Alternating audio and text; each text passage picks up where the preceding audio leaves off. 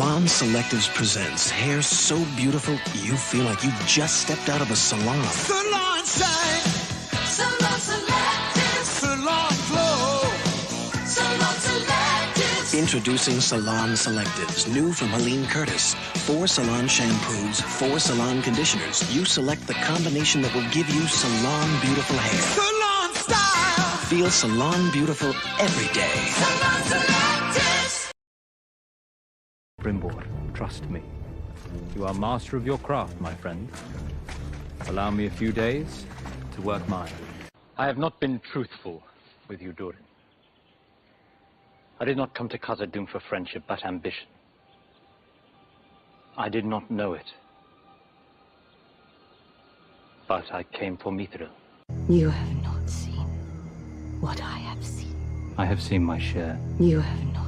You have not seen what I've seen. You have not seen what I have seen.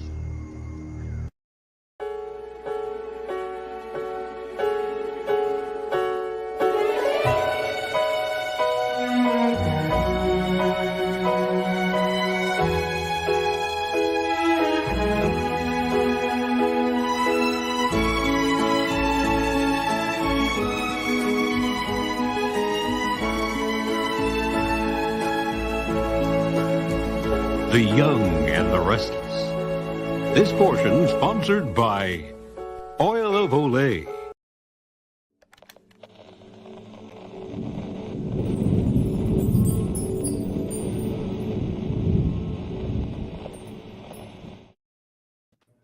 What's going on, everyone? It's Nina Infinity. Welcome to my channel. On this Sunday, we're going to be reviewing Rings of Power. No Rings of Power. Episode 8. Sunday. Starring Rowan Atkinson. Hell in a Cell. And Rowan Atkinson. We will save you money. Yeah.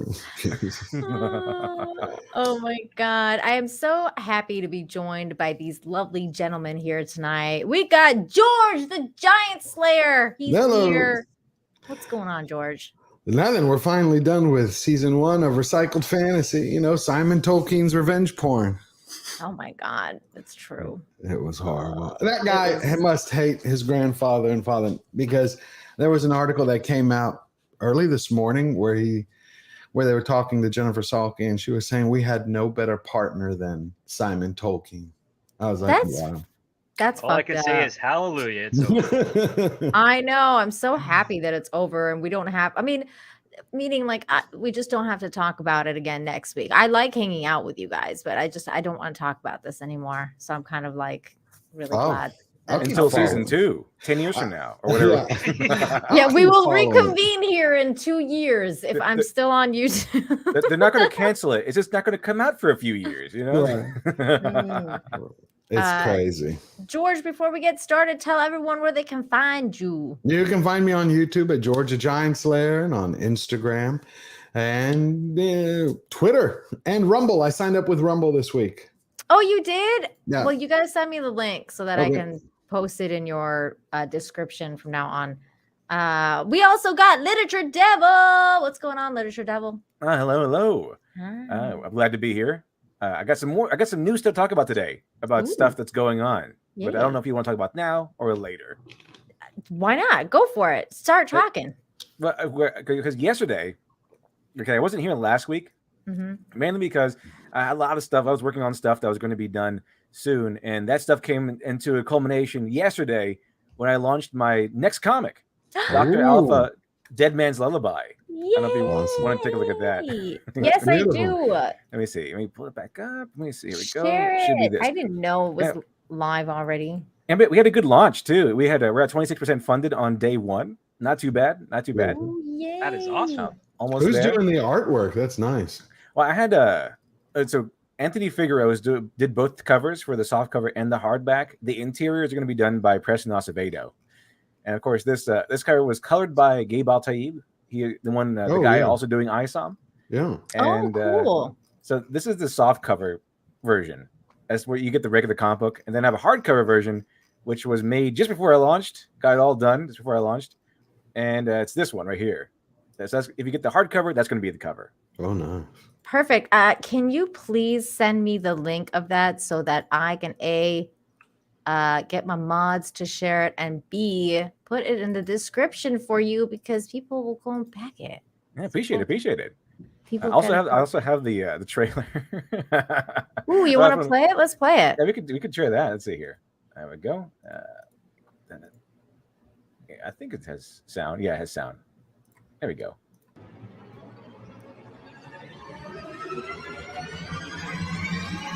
Guten Morgen, Dr. Alpha. You have been selected as the final test for my latest invention.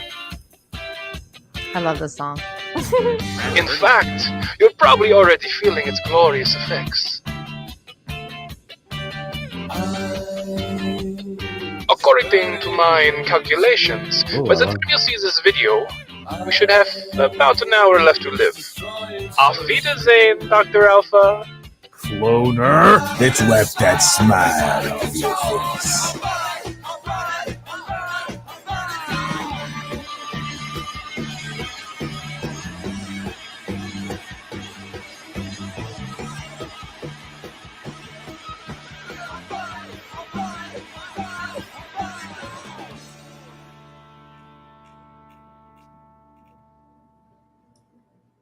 Yay! A little of this, a little of that.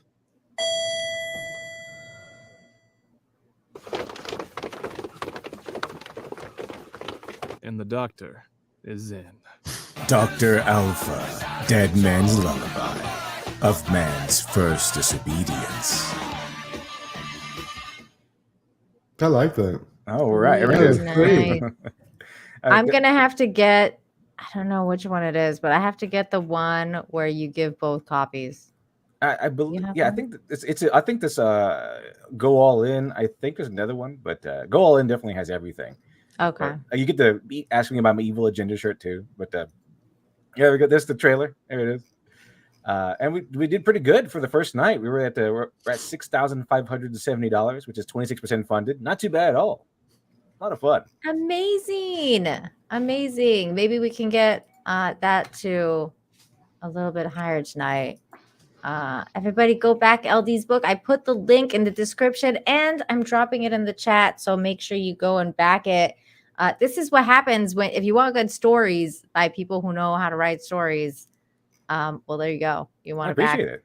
You want to back this book and things like it, instead of things like Rings of Power. There's a $2 super chat from Junebug that says, Nina, can you say hello? Hello. Hi. How you doing? I can say it like Cecil. Hello. Okay, what do we have here? There's the article where they say that what was it? That Sauron is going to be complexly evil because of course he is. He's misunderstood or whatever, and had a bad childhood or whatever it is, and he's going to be complexly evil in the vein of Tony Soprano or Walter White. Oh my God, I can't. That's the goal here. I can't with this. You know how canonical that is, right? We'll get to that in just a second. Script doctor, literature devil. You guys are the same person to me. I don't know what's happening. I swear, every time LD says "ha ha ha" in any chat, I hear the devil's laughter in my head. Script doctor, hi. Hi. I missed you last week. I missed you too. I really wish I didn't. I had a delayed coma-inducing approach from Rings of Power because I watched it that morning and I thought I was good, and the next thing I know, I fell asleep on my desk and woke up many hours later. It was so hard. So I apologize. I'm so glad for you're that. here tonight. I'm glad. Me you're too. Here Hallelujah! It's over. Yes. Won't be a second season for at least 2 years. I hope that somehow something that's not long enough. 200 years would be more sufficient. I know. I hope somehow something comes up where Jeff Bezos realizes this is stupid. No, I'm pulling the plug. I'm pulling the plug. No. I think he wants to keep it because it's a great write-off for taxes for him. He's lost $1 billion. We'll find out when they don't cancel the show. We'll just have season 2 in 40 years or something. But he probably lost a son. I don't know if y'all remember at the London premiere, he made a statement where he said, my biggest concern is my son, because he turned to me and he said, Dad, right when he bought the rights, don't fuck it up or we're having a problem. Well, he did lose his wife in the last couple of years, so Right. what's next is the kid. That's why I always go back. I was saying, one of my videos, I said Bezos, hair plugs. They're cheaper for midlife crisis and less embarrassing than making this disaster. That's Well, he's very he's true. doing a rocket Very ship true. instead of buying an expensive car because I he know. got to go big. Do you know what's worse, Script? I found out that there was another article 3 days ago. The market that they really targeted was India. I mean, that's where they wanted to really make an impact, and it was only 12% of the premiere. Wow. That was stupid of them, because have you seen in movies from India? They're insane. Oh, I know. They should have gotten They Raja actually movie. wake you up, whereas Amazon They're actually Rings really of Power, they put you to sleep. Like the Rings of Power put you to sleep. The Bollywood stuff, they wake you up, they pump you up. Yeah. Guys like launching over walls is fantastic stuff. It's I really still good. think they should have given it to Rajamouli, someone with that amount, massive talent, like who did Bahubali and Iga and so many others. He's just brilliant. RRR. I mean, he has that ability to pull it off.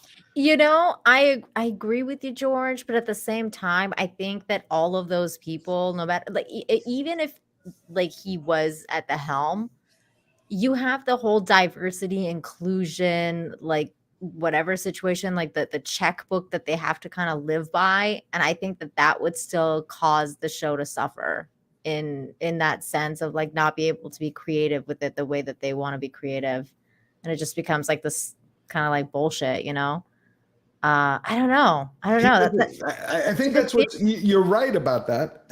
But maybe that's why I think we talked about it once before, touched on it. I think that's why Rajamouli would never do anything here. I wish he would. We talked about that with regards to Marvel, because like he's been Marvel. offered Marvel projects, and we were all like, "Don't But he do doesn't it." go woke. He doesn't do the woke. As a matter of fact, unfortunately, that Bollywood is starting to go a little bit with the whole DEI and woke. But Telugu cinema, which is what he does, is like, nope, traditional. They're gonna do it works. I mean, that's the other part too. Woke doesn't work. No. And the lack of it doesn't guarantee success either, but at least you're trying to do something else. So yeah. Like if they had something woke that had actually become a blockbuster, they could have a leg to stand on to go see. Look. Yeah, like look, we made money on Solo. Too bad they didn't.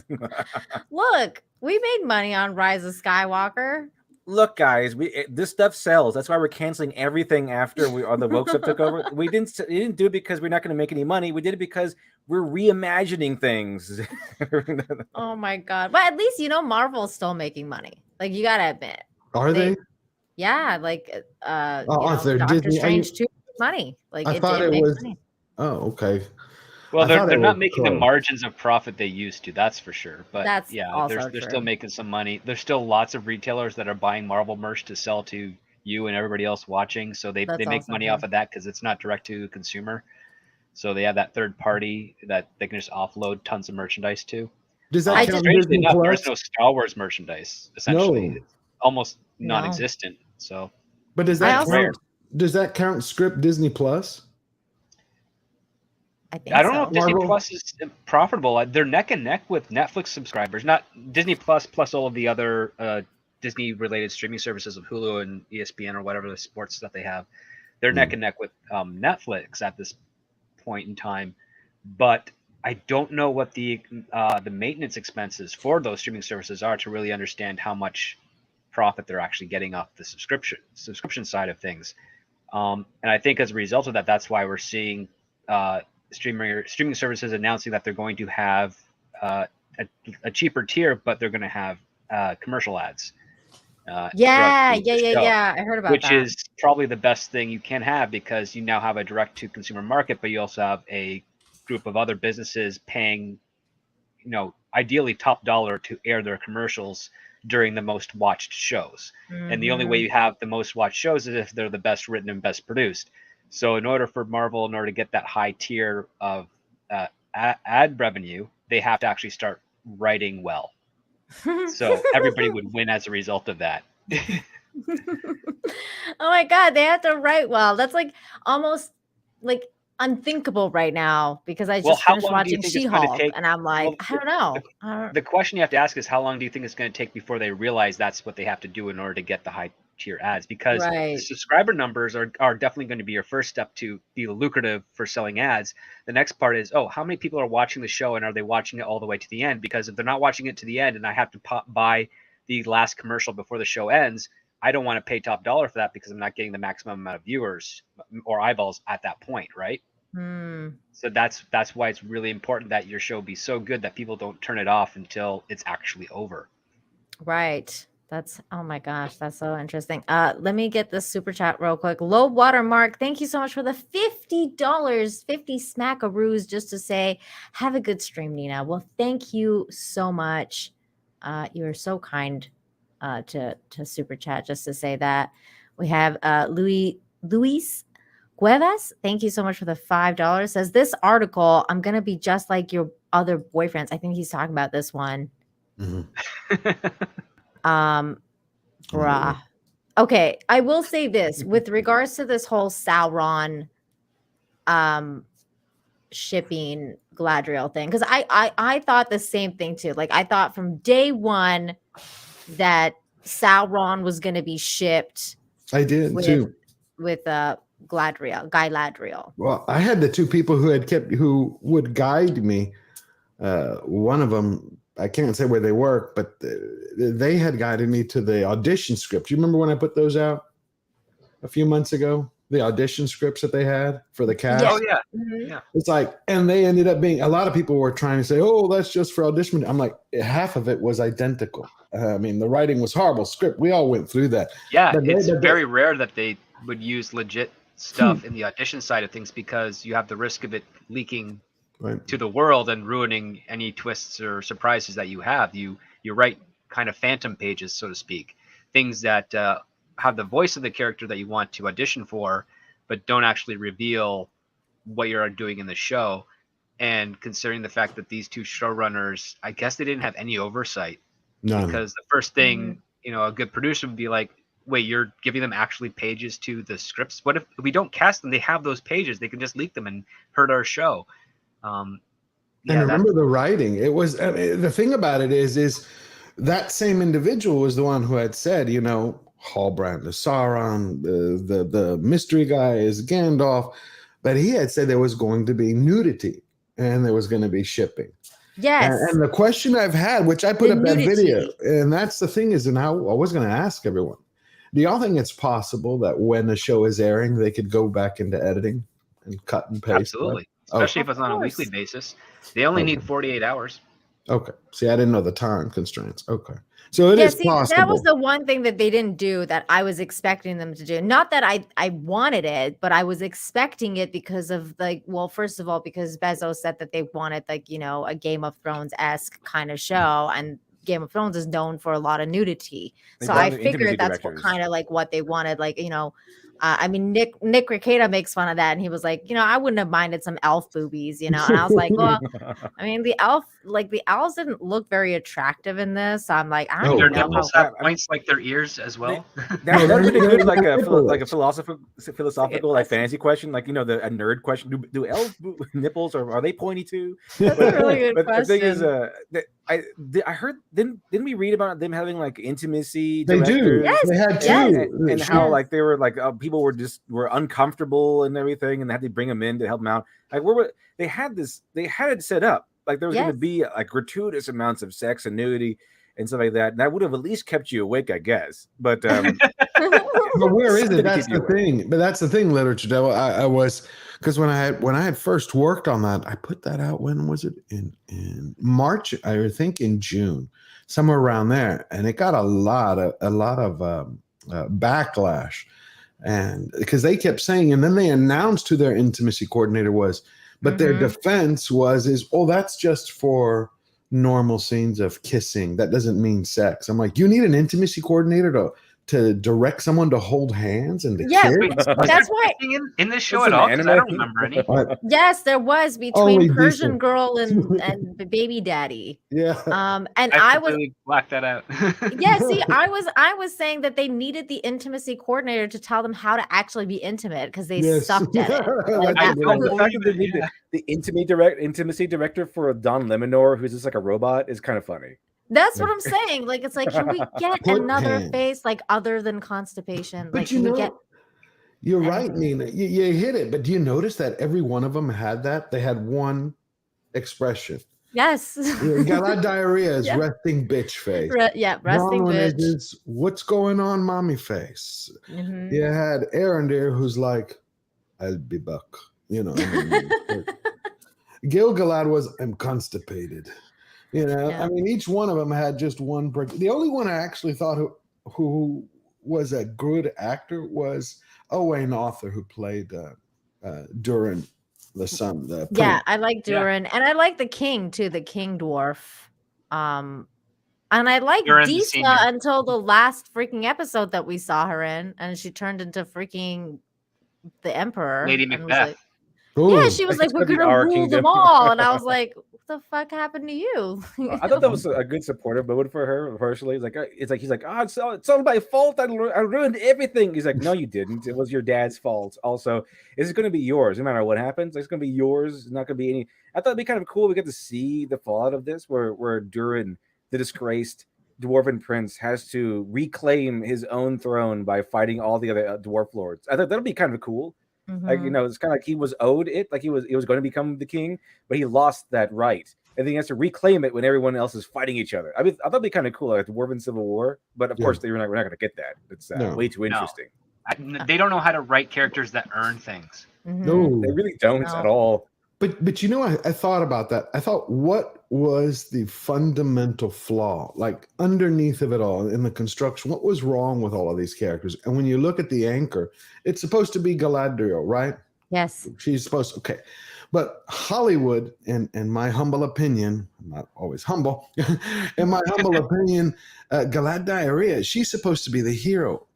But what have we seen over the last, let's say, decade at least? Hollywood writes reluctant heroes, dark heroes, but I don't think they any longer know how to write someone who is confident, strong, and purposefully all good, you know, a knight, a true hero with nobility. And I think when you have, especially in Tolkien, when his themes are so grand, besides immortality and death, when you have good versus evil, you have to define those. You have to find this is absolute good, this is absolute evil. You see what I'm saying? They can't. They're in this moral gray. And so then nothing works. They write what they know. And what we're seeing here is that there's a lot of writers that don't know much about anything. And I always add on to that, write what you know and know what you write. And that means if you don't know it, learn it so that you can actually write about it. And I don't believe that's what we've actually seen here, not necessarily with Rings of Power, because, I mean, just part of me in the back of my mind, it believes that McKay and Payne have read Lord of the Rings and know it, but I don't think they understand it. I don't think they gather the nuance of it. I think if you would ask them various questions, I also think they're not religious. No, they're no. They say they are. They say they are. Yeah, but I think they could recite it. They could quote it to you. I don't think they could understand the meaning of the words. See, that's what I wanted to ask you. There's no retention. Because last week we said that, but I thought about it all week. If they had, again, remember that they get up every day. We talked about that on Midnight Edge. They get up every day. They say on set, and before everyone begins, they make everyone recite one Elven line, and that one line in Elvish, either Quenya or Sindarin. Yeah. Okay, and if they're doing that, if they memorize the material, they would have to have, if they read it, they would have to understand basics. They'd have to understand the basic themes, at least, wouldn't you think? I mean, they'd have to understand. Not at all. Hero, having gone to public school, and seeing people memorize books and memorize stuff just to answer questions on the test, but if you ask them anything about depth, they have a blank stare for you. That's entirely possible. That's exactly what these guys are. Well, I think they I went mean, to just because Yale. you memorize and read something doesn't mean you grasp its full potential and content. That Yeah, sometimes there's that no takes like the multiple reads. I retention got is you. not there. The I mean, retention's not there. like They even were- for kids when they read stories by like say Robert Munch, who's just simple children's stories, they just see it superficially. It's not until you get older and you read it again and actually have some sort of reverence to it that you understand, oh, this is a story about how precious it is to be a parent and how precious it is to love your child and the things that you want for them, and how do you convey that to them on a level that they can understand since they have such little frame of reference in comparison to you. That's different. But the reason you get to that point is because there's something awesome or interesting about that initial piece of work in the first place that makes you want to go back to it. If you are a person who's getting an assignment and you don't care, like you're told to read Jonathan Swift, but you don't appreciate the satire in his modest proposal, all you're going to do is memorize it. You're going to be able to answer all the questions. You'll be able to quote it, send it back to anyone who asks you about it. But when you really want to get to the philosophical debate of it, is like, how funny is it that he's suggesting that we eat our children because we can make them faster during the hunger, the famine that we're facing? They might not register that at all because they didn't care enough. Do you think it's that whole mile wide inch deep? As opposed to something of enjoyable. Okay, so you think it's that whole mile wide inch deep? They're just shallow. There's nothing underneath the surface. Like their understanding is just surface level. Like I think it's they go I into think emotions. So I made a video recently about the show, about Galadriel and everything, and the reason why they can great they video. can I watched it. no, appreciate it. Yeah, it was fun to make. But one of the things I addressed in that video was the fact that a lot of arguments to defend Galadriel and the Rings of Power, it comes from the fact that a lot of things look similar. Like you can oh, you like this character, obviously this character you liked him, but you don't like Galadriel for the same reasons. You must be sexist. But then I go into the ideas of the construction and the narrative development of these things, and we look at the actual mechanics; they're completely different. So you have like oh look, Galadriel was awesome, she killed a troll, and look, Legolas was awesome, he killed the troll. But the thing is, they're very, very different. All these construction in the construction of these characters, and the main thing I did was compare Galadriel to other heroes that are male, and we see that these male heroes actually struggled. They didn't get to insulted and then immediately conquer their adversaries. They had to go through a long journey of development, personal growth, and then at the end of the movie or end of the story, you got Lou Russo fighting Johnny Lawrence. You got Bastion Balthazar Bucks fighting his, getting one over on his bullies. He had all this stuff. Like I even did Forbidden Kingdom. Even the Forbidden Kingdom. Oh wow! If people say that is a terrible movie, it's fine. It's all right. It's cool because Jet Li and Jackie Chan get to fight each other. But overall, it's all right. It's kind of the slog I like. But the thing is, even in a movie with that questionable quality, they knew to have Jason Tripatakis fight get bullied by a bully and then fail and then get ground in the dust by that bully. And then he goes through a journey of personal growth, comes back and is able to defeat and conquer the bully. So what does Galadriel do? She encounters struggles and immediately overcomes the struggles immediately. She never ever truly struggles or faces any sort of obstacle that she couldn't face. Like there was never a moment, maybe until this last episode, where she would go up against a challenge that she could not overcome almost immediately. She freaking stood against a freaking exploding volcano like it was nobody's business. Yeah, no consequences and no failure means no stakes and nothing to overcome. Right. No humble, no value. The other part, it's also no value in victory without failure. I mean, that's just an axiom. Right, but the problem is even in the finale, I didn't take that as that was a temptation she overcame. I was so overwhelmed by how it painted her as a targe. I mean, she was completely moronic.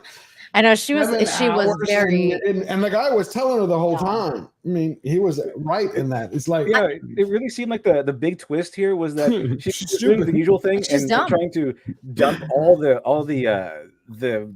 blame onto Halbrand / Sauron, and then the bad guy Sauron was such a threat because he's the first guy in the entire series that says, "No, you can't blame me. This was your fault."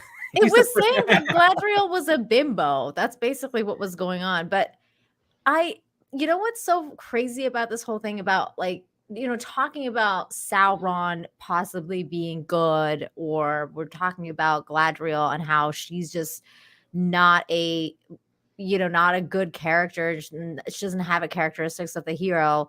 That's what my video was about. My video, the death of the hero culture, how the left is destroying the hero culture or something like that. I forgot my own fucking title of my own video, but that one is about this very fact. It's about why it is that media, like today's media, is doing that over and over again, because it's like, I feel like there's a darker motive here, and the darker motive here is the fact that they really want to be able to control people, Right. and through culture they're doing this so that they can blur the lines between what it actually means, like moral issues that we're familiar with for the longest time, that those things don't mean what we thought that they meant. And it's kind of like brainwashing the new generation into thinking like how, good's not actually good, it's actually this, and More bad is not relativism. actually bad, it's actually this. You nailed it. But that's exactly the point. And I think what happened is just to tack on to what you said, because I think it was perfectly said, is the fact that their own belief system, their own ideology, stopped them from being able to make this properly. Tolkien is, in many ways, the best parts of his the Legendarium is about tradition. Take the Hobbits, the Shire. It's an idealized version of an agrarian society in England. Everybody loves it. No one's sitting here mocking it until you get way until the end, until the scouring of the Shire. And that's because of Saruman and blah, blah, blah, blah. But in the beginning, no one wants to leave the place. No one wants to leave the Shire. Bilbo goes and he comes back. Frodo goes and he comes back. He can't stay because of the pain, because of the Morgul dagger. But my point is, they're not sitting here trying to discover, how would I say it? Like their own personal truth. You hear that today. Yes. Find your own Yeah. truth. My Find your own- truth. Oh God, I can't bullshit. stand that. Tolkien had many absolutes. Now, he Mhm. didn't believe in an absolute evil. He believed in evil. But when it comes to these traditions, Hollywood is antithetical to that. Does anyone agree? But wouldn't Sauron And be that would make- considered absolute evil? I mean, I think He's it would. supposed to be kind of. Right, but he didn't. He didn't. He's not consider necessarily the him- ultimate evil, but he's the most dangerous of evils, because there's an evil before him that was more powerful, that was defeated.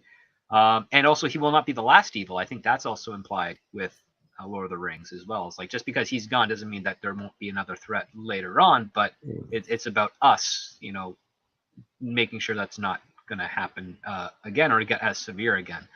The other part, too, is that, if you want to understand why there's people, especially in Hollywood, that don't like some traditions so much, is because tradition for a very long time, especially during the civil rights era, was used as a means to prevent people from different ethnicities from falling in love and having a relationship.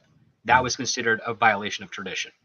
And I think that stubbornness at that point has then escalated and grown to the point where all tradition has to be bad, because a little bit of it said we couldn't do this. And I think they've just kind of run away with it and not really understood or was even responsible. But then how do they make something that is at its foundation idealizes tradition? See, it's like they could not separate, in my point of view, they could not separate their own personal belief system from what they were working on. Does that make sense?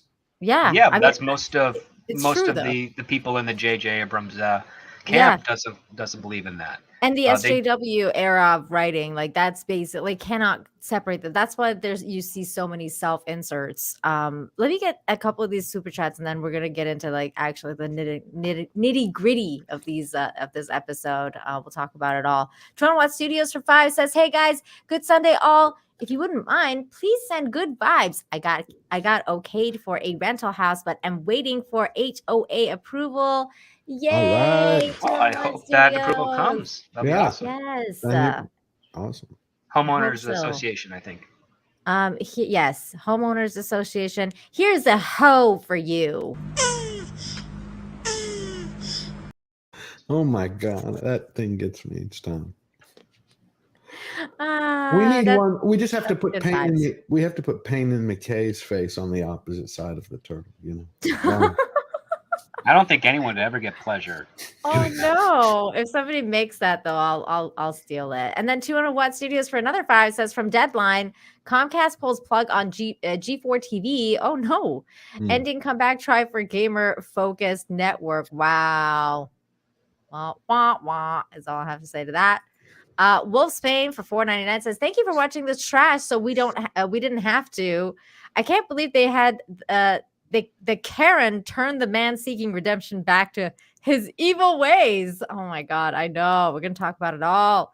CJ for 5 says, I'm kind of a normie, so I have to ask, why are there no fun, flashy, exciting battles in either Rings of Power or She-Hulk? There's no fun anymore, you know? That's a They're really expensive. good point. It's true. They're expensive. They're hard to do. The other part too is much like on the CW, they have a set of stunt coordinators, and the stunt coordinators, as much as they want to do flashy, fun things, they're told this is your budget, this is what you get. So you get a cookie cutter fight. Like you can watch any fight scene across any, like whether it's Supernatural or The Flash, Arrow, any of those shows. They'll always start off with the hero's got his legs spread, knees bent, and then he'll duck left, crouch right, do a hook, then a kick, then a jump, then a punch. It's so predictable and boring, and they try to hide it and make it look different by adding more extras or different camera movements, but it's the exact same fight every single time, and it's because they're on a narrow production. They don't want to spend a lot of money, and they think that you as an audience will forget or just gobble it up because you're consumers. I think it's gobble it up because you're consumers more than anything.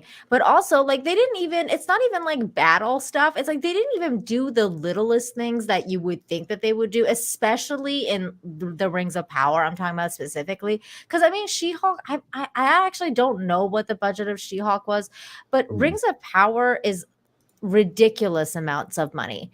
And for the ridiculous amounts of money, we didn't even see, for example, on this last episode, like you had the Elf King like freaking out, like, and he's all like, just like everyone's gonna die, like we're all gonna die. And then they don't even show the tree that is supposed to be like basically like faded away. Like we don't see anything that they're talking about. It's just all explained. And I'm like, well, with this, the amount of budget that you guys have, you would think that you would at least show a tree that's dying, losing its leaves. Something. Yeah, like, that'd be cool visual. You know, it's kind of a TV show. It'd be kind of fun to watch things as they happen, like the defeat of Morgoth or the slaying of Galadriel's brother that finally gets named in like the last episode, or something like that. Then it was the king. So the king is like, we have less time than you know. Like, okay, dude, what have you been doing this whole time? You've been just sending around any maternity wear this entire time. Like I think they spent all their money on basically that big battle they had like 2 episodes ago, and the last thing on this one, the mountain, where not Gandalf reveals himself to be good or whatever, and he does like that magic thing, and it's like the little butterflies and shit. A radio play would use less exposition in describing the things that this show did. Exactly. I say that having listened to many old school radio plays, like I've listened to the Tolkien one, the original one. It's very nice. I go back again to Cyberpunk Edge Runners, and speaking of She-Hulk and Lord of the Rings, they both did everything in their power to send all the audience members away. You're racist, you're sexist. They keep outraging me with She-Hulk saying, "Oh, we made this to infuriate Marvel trolls." What? Like that. So in comparison, what does Edge Runners do? They put on an amazing production, high intensity, high intrigue, drama, character development, and what happens? Everyone loves the show, and they make tons and tons of sales on this game that's already been out for a long time. So I think, to me, again, it's way better for you to shut up and just put on a nice production, rather than insult your audience and trying to make people quote unquote the right people angry, when lose tons and tons of money not only on sales and dropping audience members, but funneling all that money into cover-ups and damage control. Where Cyberpunk Edge Runners is like, okay, we're gonna everyone loves the show, making lots of money on the show, and we're gonna make a lot of sales on the game. Right. Big difference there. I think it's a way better to not insult your audience and just put on a good show. Right, but don't lie as well and hire people who don't understand basic logic. And I'm talking about logic as in common sense. Again, going to the last episode, take two things. You have episode 1, High King Gil-galad. We live in a time of peace. We've entered a time of peace. 7 fucking hours later, we're all gonna die. We're all gonna die. There's no hope. Like, and only these rings can save us, but we're not going to tell you how. Right. And then you had Celebrimbor, who's like, Master Smith, second unto Fëanor. Forget even Tolkien, put him aside. Master Smith waits for somebody else to tell him, hey, you ever thought you can use alloys to help you? I'm like, yeah, fucking hello. Sauron. 101, smithing 101. And it turns out that because of the way they wrote it, where in episode 1, everyone's like, oh no, Sauron's gone, everyone's gone, and we've entered time of peace. And then all of a sudden the High King knew all along that, oh, the bad guys are coming back, darkness is returning, whatever. So logically speaking, what they did was they seemingly sent Galadriel away because she's annoying, which I understand. But that's I get it. That's the only logical thing you can come up with when there's like, oh, with a time of peace, we're going to send her away to Dying Lands forcibly. Oh, by the way, did you know that I knew the whole time that Sauron was coming back? We just sent Galadriel away because I don't know, she's just annoying. She's kind of a thought, I don't really want her here. Kind of a bitch. Can any of y'all see where they were going? Because to me, it's all scattershot. Like when he asks her, he's like, we need gold and silver of the highest quality only found in Valinor. You have an entire kingdom called Eregion. Not one place you're telling me has gold and silver from Valinor? I can see that they were doing that specifically just to have her sacrifice her brother's dagger to create the rings that would become evil. Yeah, I could understand that if he said, but I could understand if he said this power requires sacrifice, but saying it required, the gold and silver, yeah, because the whole kingdom has it.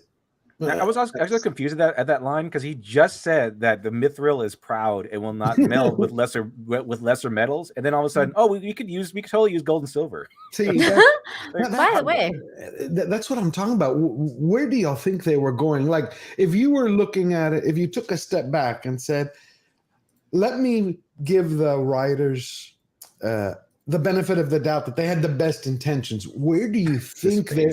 No, I know, but where do you think they were going? Like, can y'all see where they were going? Because I can't see where they were going. It just I know where he wanted to go. Yeah, this face is telling me, like, please get me out of the show. I'm begging you, please take me out of here. He's like, I was on Downton Abbey. I'll give you back the money. I don't care at this point. Get me out of my contract, please. Somebody help me. The good thing is if they actually do end up, well, not a good thing, because I don't think this is going to last past season 3. Personally, I think I know they're contractually obligated for 5 seasons with the estate, but my personal feeling is that they're doing season 2 just so they don't say this was a complete disaster. George, in all seriousness, what was your question? The question was with Celebrimbor, if he actually lasts throughout the series like it's supposed to be in the books, you'll see him, strung up like a banner where Sauron carries his he's supposed to make the other rings, so I'm assuming he's still going to be around for a while. I don't know. They said, let's make. What did you have Galadriel say? We're making rings only for the elves. Oh, yeah, I was confused about all of that because I was like, well, what about everybody else? I thought they were supposed to.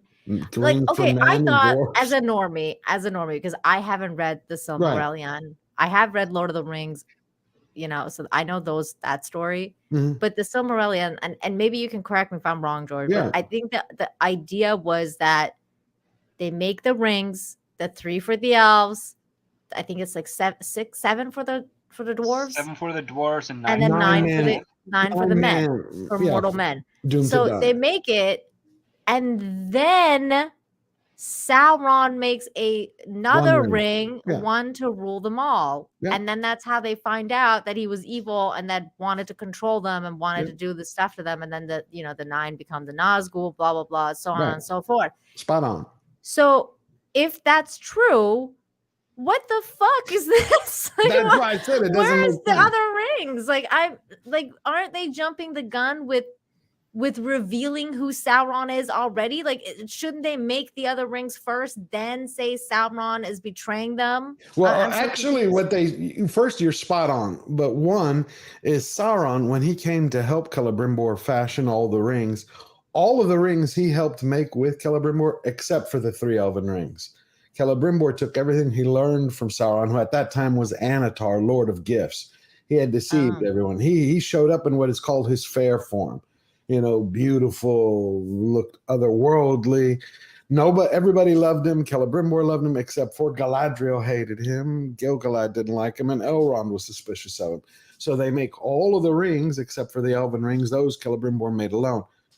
And then Sauron had gone to Mount Doom and forged the One Ring. When he puts it on, immediately the elves realize, who had the three rings, realize, holy shit, he can control us. He can see everything that's going on. He has tainted them somehow to allow the control. Yeah. Look, this is that's what they blatantly did as soon as they put the mithril into the molten alloys, you had the Eye of Sauron. Correct. Right. I'm like, that's kind of derivative. It took 90 years to make the elven rings. It took 90 years to make the elven rings. To make the rings, it's 90 years. It's not I believe it's all the rings took 90 years or 300 years. It's 90 years, I think, for the elven. It wasn't 3 minutes. It was less than 3 months in this case, because that guy was like, "Can I have 3 months?" And that guy was like, "Sure." It wasn't overnight. Like, see, that's the problem with time compression. They took the Second Age, which is about 34 to 3,700 years, and compressed everything into one point in time. I think that's been their biggest mistake since the beginning, besides every other fuck up they've had. Look, this is another screen grab of this dude. It's like the same face, but just a little bit different. It's the same face over and over. Every time I land on him. I think 90 years to make 3 rings is very modern day, construction worker ethics of doing something. Like, it takes 4 months to do 3 sections of a sidewalk, and for the elves it takes 90 years to make 3 rings. I mean, that seems excessive. Like, why does it take 90 years? Do they? Because it's invested with power. It wasn't described completely, but it was. Yeah. It was not overnight. It was being charged, so to speak. They flattened up the metal, then they put it somewhere in like 90 years, and then we'll be able to curl it up into a ring. Yeah, he didn't go he didn't go into specific. I think in the Unfinished Tale it describes a little bit more the process, but it was basically that Sauron, as in his form of Anatar, spent years with him, generations. He wasn't just there overnight. Hey, let me pop in for an overnighter. We're gonna hang out. He became friends with him. He deceived them. That was the whole point. That's what I thought they were kind of gonna go do with Halbrand. Like, I thought that they weren't going to reveal. Well, I mean, I knew that they were going to, because of our sources and the people we talked to. Like, I understood that was what's gonna happen. But you would assume that if they were smart, they would have kept it going, since they want to have, like, I don't know, I think 5-season series, right? That they would have had Halbrand be this other, what was the name that you just said? Oh, Anatar. That you would have had Halbrand be like this Anatar figure, where he's deceiving everyone for quite a long time before he's finally revealed as Sauron, not like in the 8 episodes, which is supposedly the prologue of their series, right? Because this entire season is supposedly the prologue to what is supposed to be the Rings of Power, which is which, how do they go back? I mean, how do they go back and make the rest of them if they're going to make them? See, the whole point is that everyone loved Anatar. That's why they had Halbrand say that one line to Celebrimbor, consider it a gift. That was like the Easter egg. I'm Anatar, Lord of Gifts. But except for, again, Galadriel, Elrond, and Gil-galad, they didn't, like, they were leery of him. They're like, yeah, we don't like you. They didn't know who he was, but they're like, no. Right. Well, the episode, basically, this is how it starts, is that Galadriel and Halbrand are running to the Elven city. They get there. Well, he's got an open wound in his side, which apparently he can survive for the last week 6 to get days. back to. He was like all hunched over, though, which I was like, at least... and got up onto his horse in the previous episode by himself. I'm like, I know, it was so stupid. I was like, what is happening? And then, but they get there, and then this dude's just kind of like, oh yeah, we got this thing. We got to do more with less. I mean, the lines in this, like, we got to do more. It's not the size of the boat; it's the motion of the ocean. I mean, just think about it. Their lines trying to sound Tolkienian most of the time in this archaic form.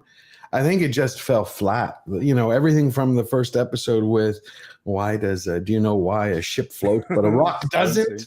You know, to the whole. It really is. It's baby's first dialogue. And I noticed something, and this happens a lot in a lot of shows these days. Is that they have this one pattern of retort, and they go like, I don't want to, like, hey Galadriel, can you pick me up from the I don't want pie tonight. Pie's dumb. I don't want to make pie tonight.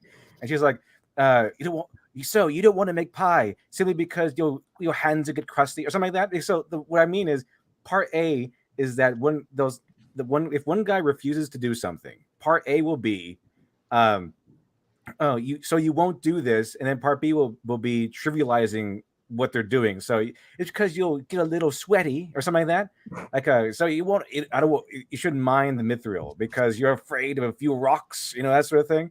Mm-hmm. So that's the one retort pattern that they have, it seems, if for most of the retorts and disagreements. Like part A, you know, so you won't do this because part B, and they add something in part B where they'll belittle their concerns. Obviously, it's a larger concern, and the belittlement is stupid. So it's like, yeah, no, there's actually legitimate concerns, but they're trying to belittle it, and basically the whole retort pattern is trying to make the person they're arguing against seem like a coward or lazy or something like that.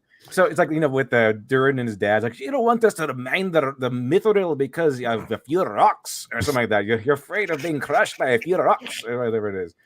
And no, obviously it's deadly and dangerous.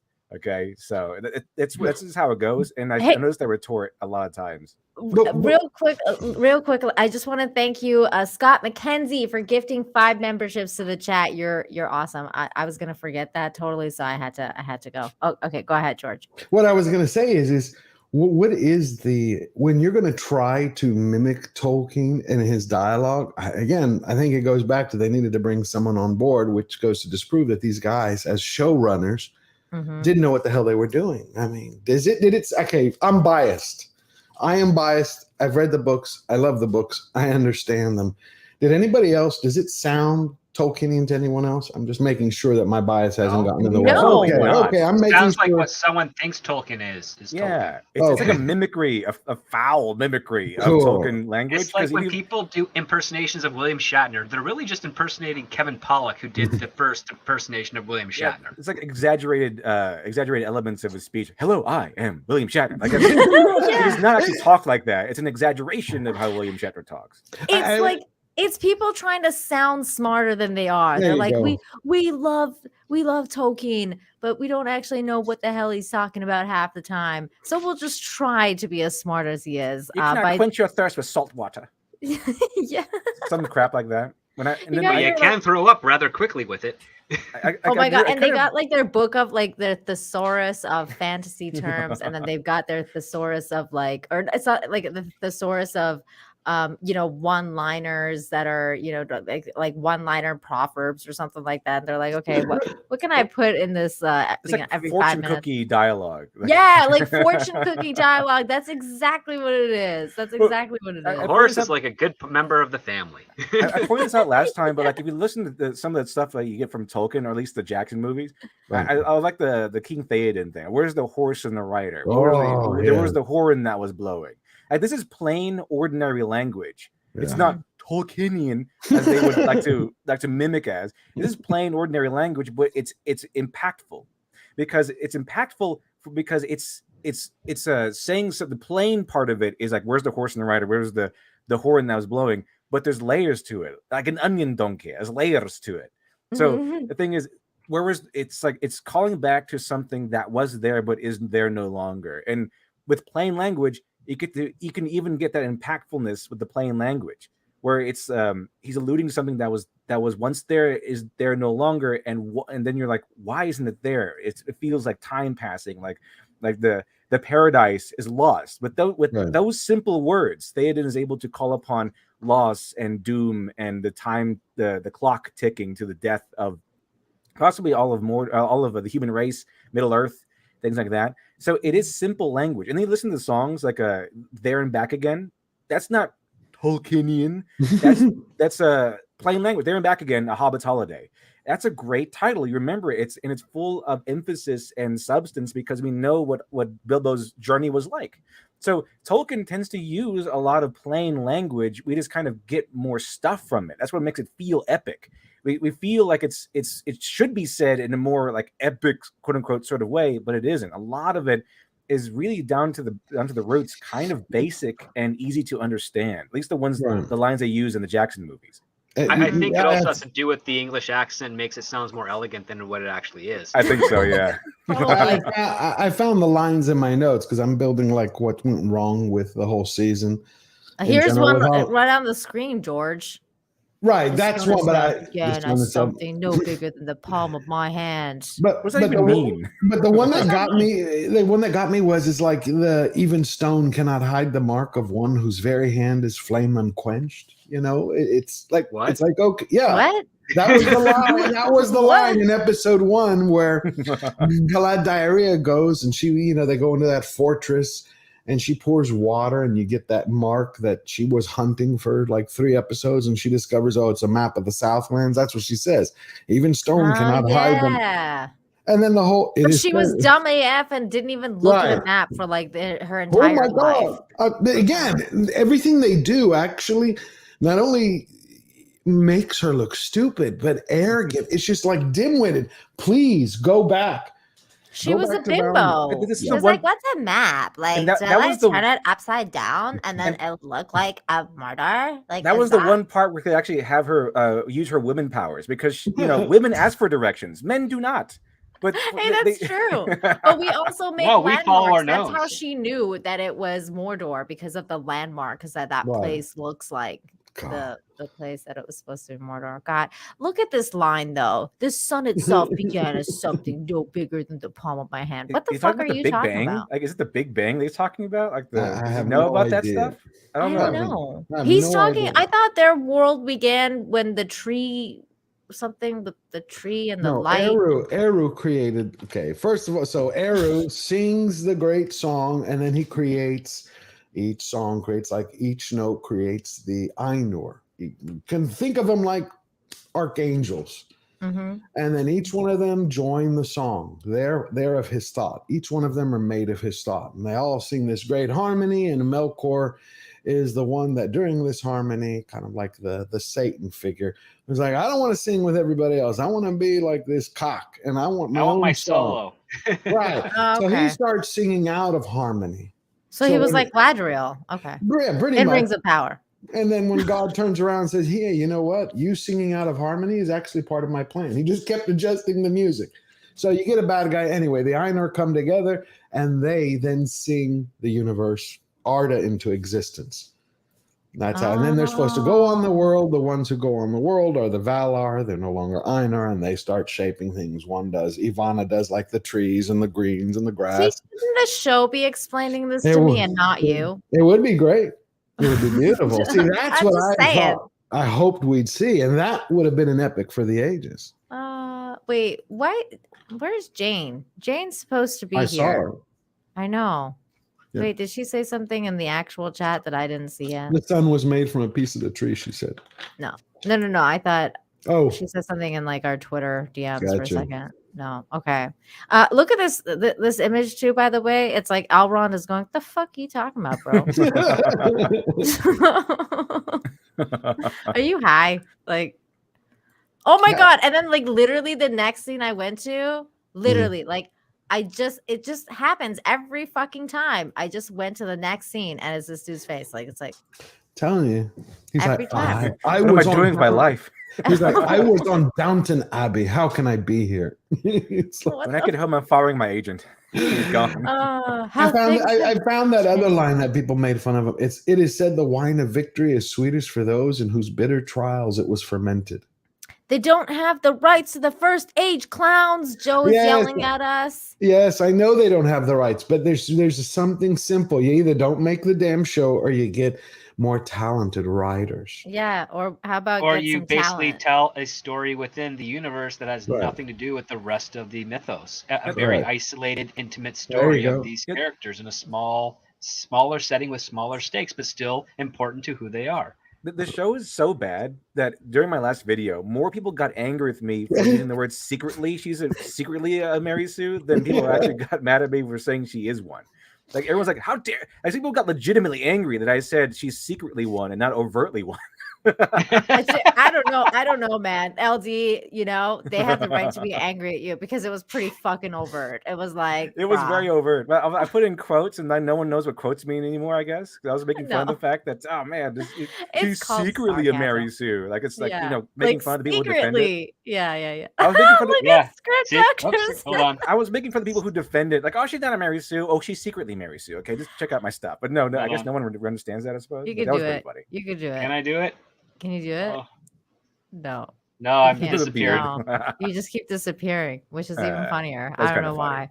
I Let don't me know get why a couple either. of these super chats real quick. CJ for 5 says, I'm kind of a normie. Oh, we got that one. Thank you, CJ.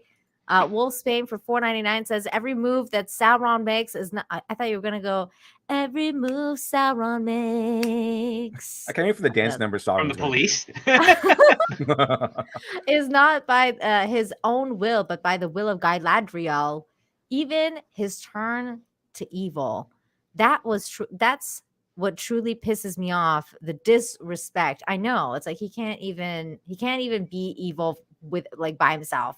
She has to be the one to guide him towards the evil. It's like, Yeah, that fucking was it. weird. To me, I mentioned this before we started the show, but to me, I feel like the writers are really trying to make it like a big reveal, like a big you got hit, you got a con girl. Yeah, or you she- knew it was gonna be the fucking wizard one, but it's not. Sorry. Yeah, literally, there's like Chewbacca's death in The Rise of Skywalker. We're like, oh no, he's dead. No, wait, he's alive. Like 5 minutes later. So it's like at the beginning of the episode, it's like, you're Sauron. You're totally Sauron, and then the credits come back, and like, oh wait, he's not Sauron. Like Never mind. they think that they tricked us into thinking that that guy was Sauron and totally not Gandalf for like 5 minutes, and like, oh wait, he's not Sauron. You know who is? Halbrand. Haha, we got you.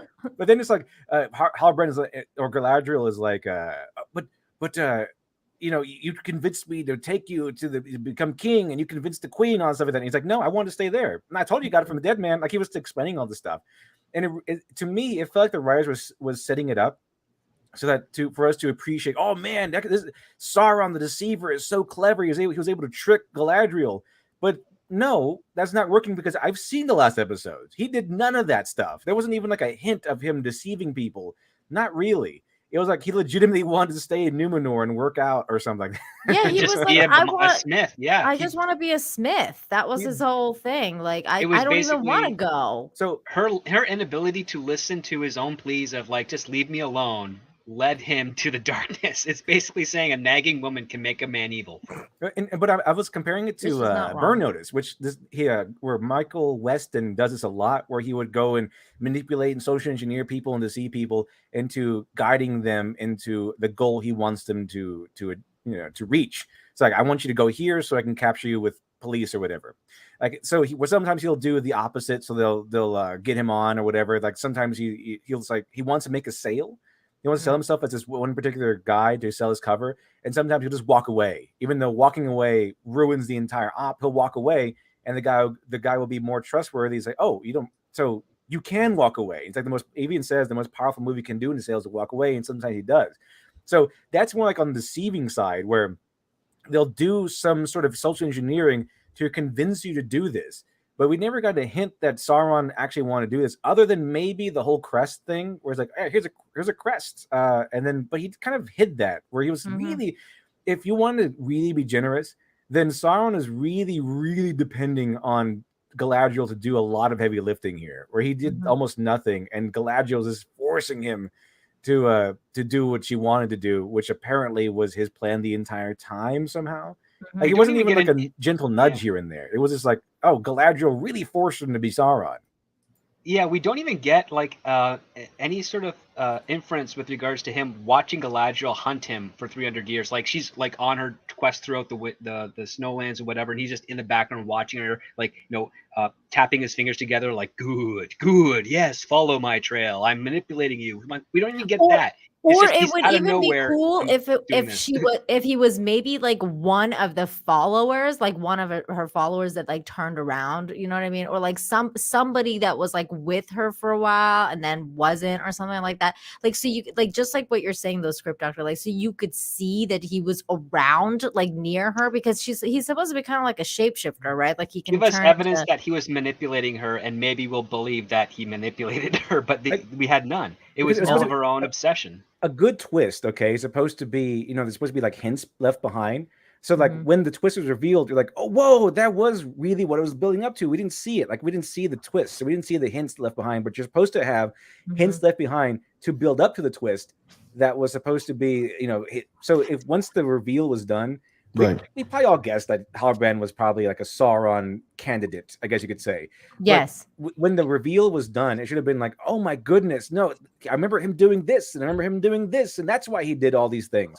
Like all these subtle little things that we could have seen him do that we all connected together with, oh, he was manipulating her the entire time. But he didn't really do any of that. No, he was actually honest. He told her, I've done evil. Which makes you annoyed. Well, at least it makes me annoyed, because he's supposed to be a bad guy, but he's actually like not a bad guy throughout the whole show. Like, and you're like, okay, well, they kind of had it. Bad. He kind of did the way that series that I think it was FX did in the Netflix Lucifer, where he always told the truth, but no one ever believed him. Kind of like, yeah, when he told Galadriel, I was evil, I did evil stuff. No, I'm not a king. I found it on a dead guy. She just wouldn't believe it. All the stuff that Halbrand kept telling her, he told her, you didn't believe it. He goes, I didn't lie to you. That might be the poor understanding of the writer's take on irony. Because I mean, they don't get it at all. Jane is right. He's becoming to be the hero. He's like, I'm trying to save everybody here. What are you doing? It was Sauron all along. Well, it was Halbrand all along. It was Halbrand all along. And then I think it would have been far more impactful if it was like Sauron was like, yeah, I was manipulating you the entire time. I did this and I did this, and you wouldn't stop. You kept going. You could have stopped any time, but you kept going, and you followed my every heed. You followed my you fell for my every trap, Galadriel. But it wasn't. It was just Galadriel kind of dragging Sauron to power. I think what would have been a real like, oh, that's interesting. Would have been if Galadriel. Yeah. It's like he's like, I caused you to be hooked by the line so that I could save you, so that you would be trusting of me. Like he doesn't even give us that. Like nothing. But then right there you nail another point. What do you think of the fact that half of the other things that happen in the show are all by coincidence? She jumps off I mean, it just happens to be that way, right? Like, that's what I mean. Like a lot of the stuff was not planned by anybody. It was all just coincidence and fate. That like half of if this was Sauron's grand plan, then like 70% of it or more was just cobbled together by fate and coincidence, not by planning. I'm just going to sit here on the ocean. Writer's hand. It's the obvious writer's hand, which is the one thing you don't want in your story. You don't want to be able to see that the writer is actually writing stuff ahead of you. Exactly. It's terrible. You want the characters to be the ones that are driving the story, not the universe. I think maybe this would be really stupid, but maybe it would have been better if they had done it so that Galadriel was actually Sauron, and like somehow like the real Galadriel wasn't there. Like maybe the real Galadriel was with her husband the entire time, and this was like a fucking doppelganger of Galadriel or something, but it was actually Sauron, and then. Like, that would have been a good deceiver. Like he was Galadriel the entire time. It was me, Sauron. Yeah, it was me. She just pulls off her hair and it's Halbrand. Yeah. The only disguise was the hair. Like he pulls off hair. It was Sauron the entire, like full armor and everything. Yeah. He just didn't know she's already wearing men's armor. I mean, he might as well be a dude. Like it wouldn't make sense though. She's arrogant. Yeah, prideful. She lied in the last episode again. She didn't tell anyone, hey, guess what, that was Sauron. And you had Elrond with that look on his face like, I don't know what you did. By the way, George, did you since you wrote down a bunch of lines, did you get the line from this last episode? Galadriel, you're as wet as a river rock. Oh no, I missed that. You're wet as a river rock. How could I'm surprised you didn't say it was Halbrand's doing. Yeah, it was Halbrand's doing. So she goes back from meeting Halbrand at the river, and then she goes back to meet Celebrimbor and everybody. That's right. And he goes, Galadriel, you're as wet as a river rock. Like, wow, that was a line that was written. Somebody got paid to write this line. That's a Oh my great line. That's a God. great line. I liked it. I saw. It I is. Thank tweeted By it. the way, this whole thing though, this whole scene where Celebrimbor is just like hanging out by himself, and then he hears this noise, and then it's like, Galadriel, are you there? And then it's like Sauron, and he's all like, shouldn't you be resting? That whole scene was just so like weird. Like I was like, why are you just like, I don't know, why is he just hanging out by himself? And like the trying to way seduce that whole Halbrand? conversation went made no sense. It was like, oh, look, I'm just here, like I'm a smith. Like, It you know, it's like, felt- oh, are you Celebrimbor? It really Like I felt was like like, he was trying to seduce Halbrand in this. Right. scene. yeah. he was. That was it. That's from he was supposed to as Anatar. Actually, I am Celebrimbor. Oh my God. Yeah, that they did it. They oh my God. Well, Wish how I else knew do how you to get quit that you. furnace that hot, right? Oh, but I'm both. Damn, script doctor, my God. Look, he's like all flirting with him and stuff. He's like, as a matter of fact, I am. Look at this. Look at the scene. He's like, as a matter of fact. Yes. this is a great face. True. Like, It's like he's doing like the oh my, like oh Yeah. my. he's so happy. He just He's needs his like- pinky finger by his cheek. I came here to explore your rings of power. Oh my goodness. I am not gay. I have relationships with women, sex with men. And I got news for you. That means you're gay.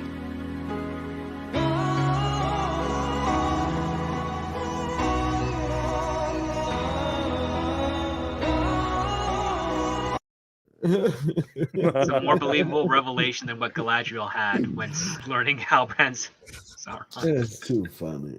And then this dude's like, Celebrimbor, is that you? Yes, Yes, it it's is. him. You know it's him. He's kind of a bitch. I still say these guys should be fired if they want any chance to salvage the show. The showrunners. I thought you were going to say these guys should be fired. Do you Why know that does- this last episode was dedicated to Payne's father? No. No, I didn't know that. It's dedicated to Dr. Payne. I think that Dr. happened. I'm like, Payne. really? If I was this guy's dad, I'd be rolling in my grave. Please no. Well, it makes sense. I don't know. Is it Payne or McKay who was the engineer? One of them, I think they both knew each other since high school, the debate team.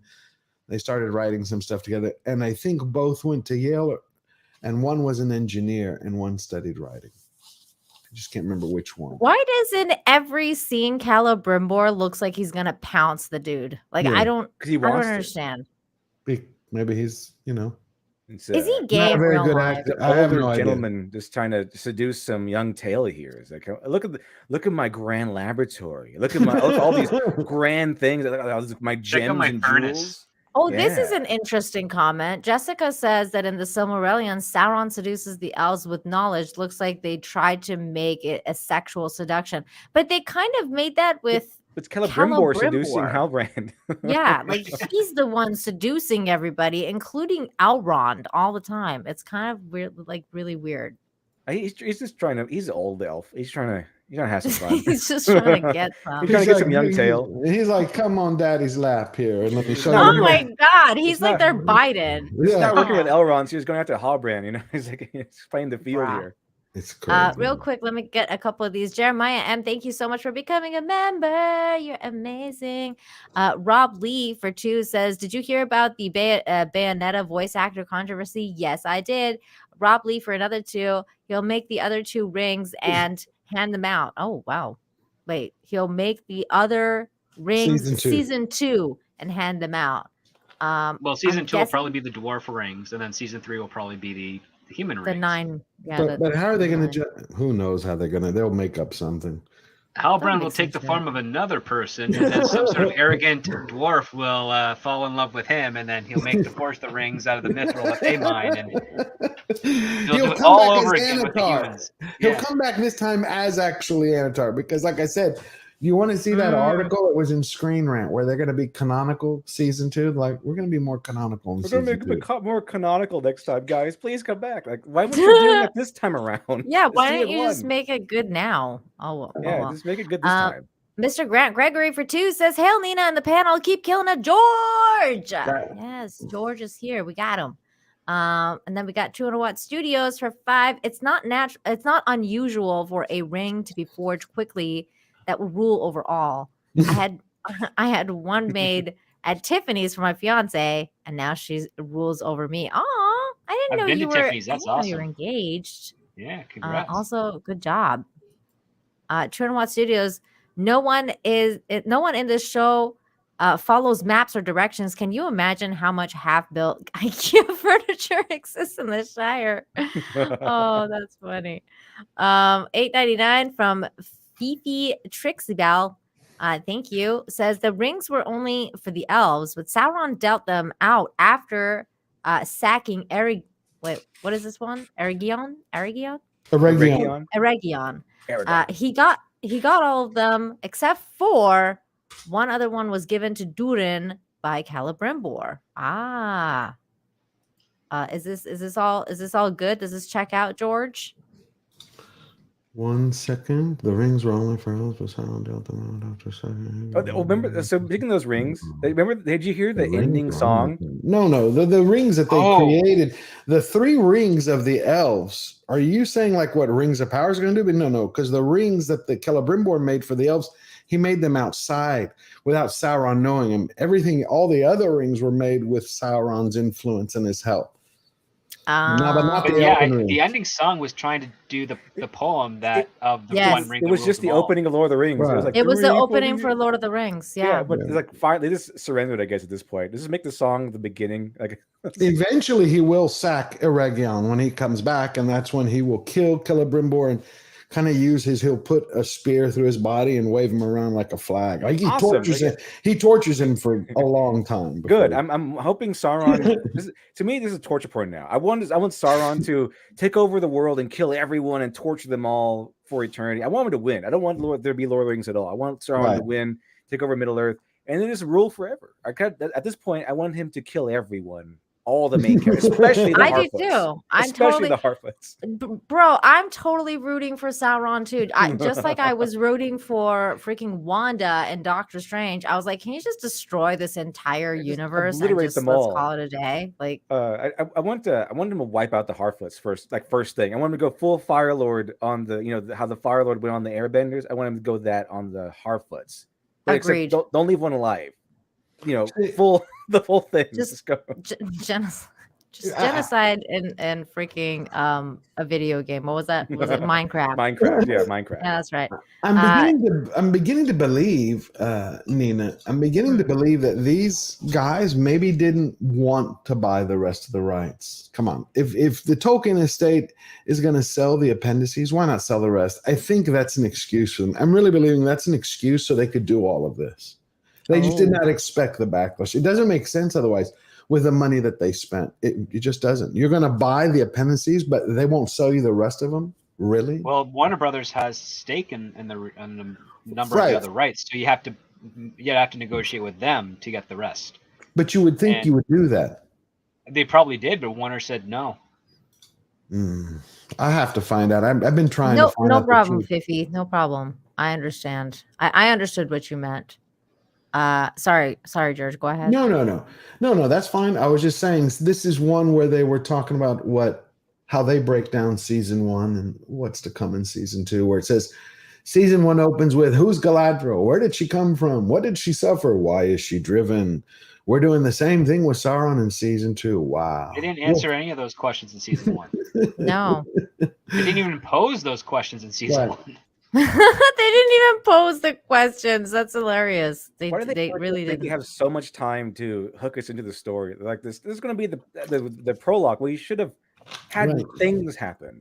There was nothing really happened in all 8 episodes, except for here's Gandalf and Sauron is back now. Sauron should have been back by episode 2, because that was stated as a central conflict of this whole thing. Sauron manipulating things, but he's kind of just wandering around being a dick in the middle of the ocean. And then just wandering around place to place, doing nothing of consequence until like the very, very last episode.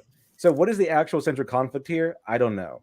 There isn't one. It's just moments. It's the building of the forge, the discovery of Mithril, the creation of Mount Doom and Mordor.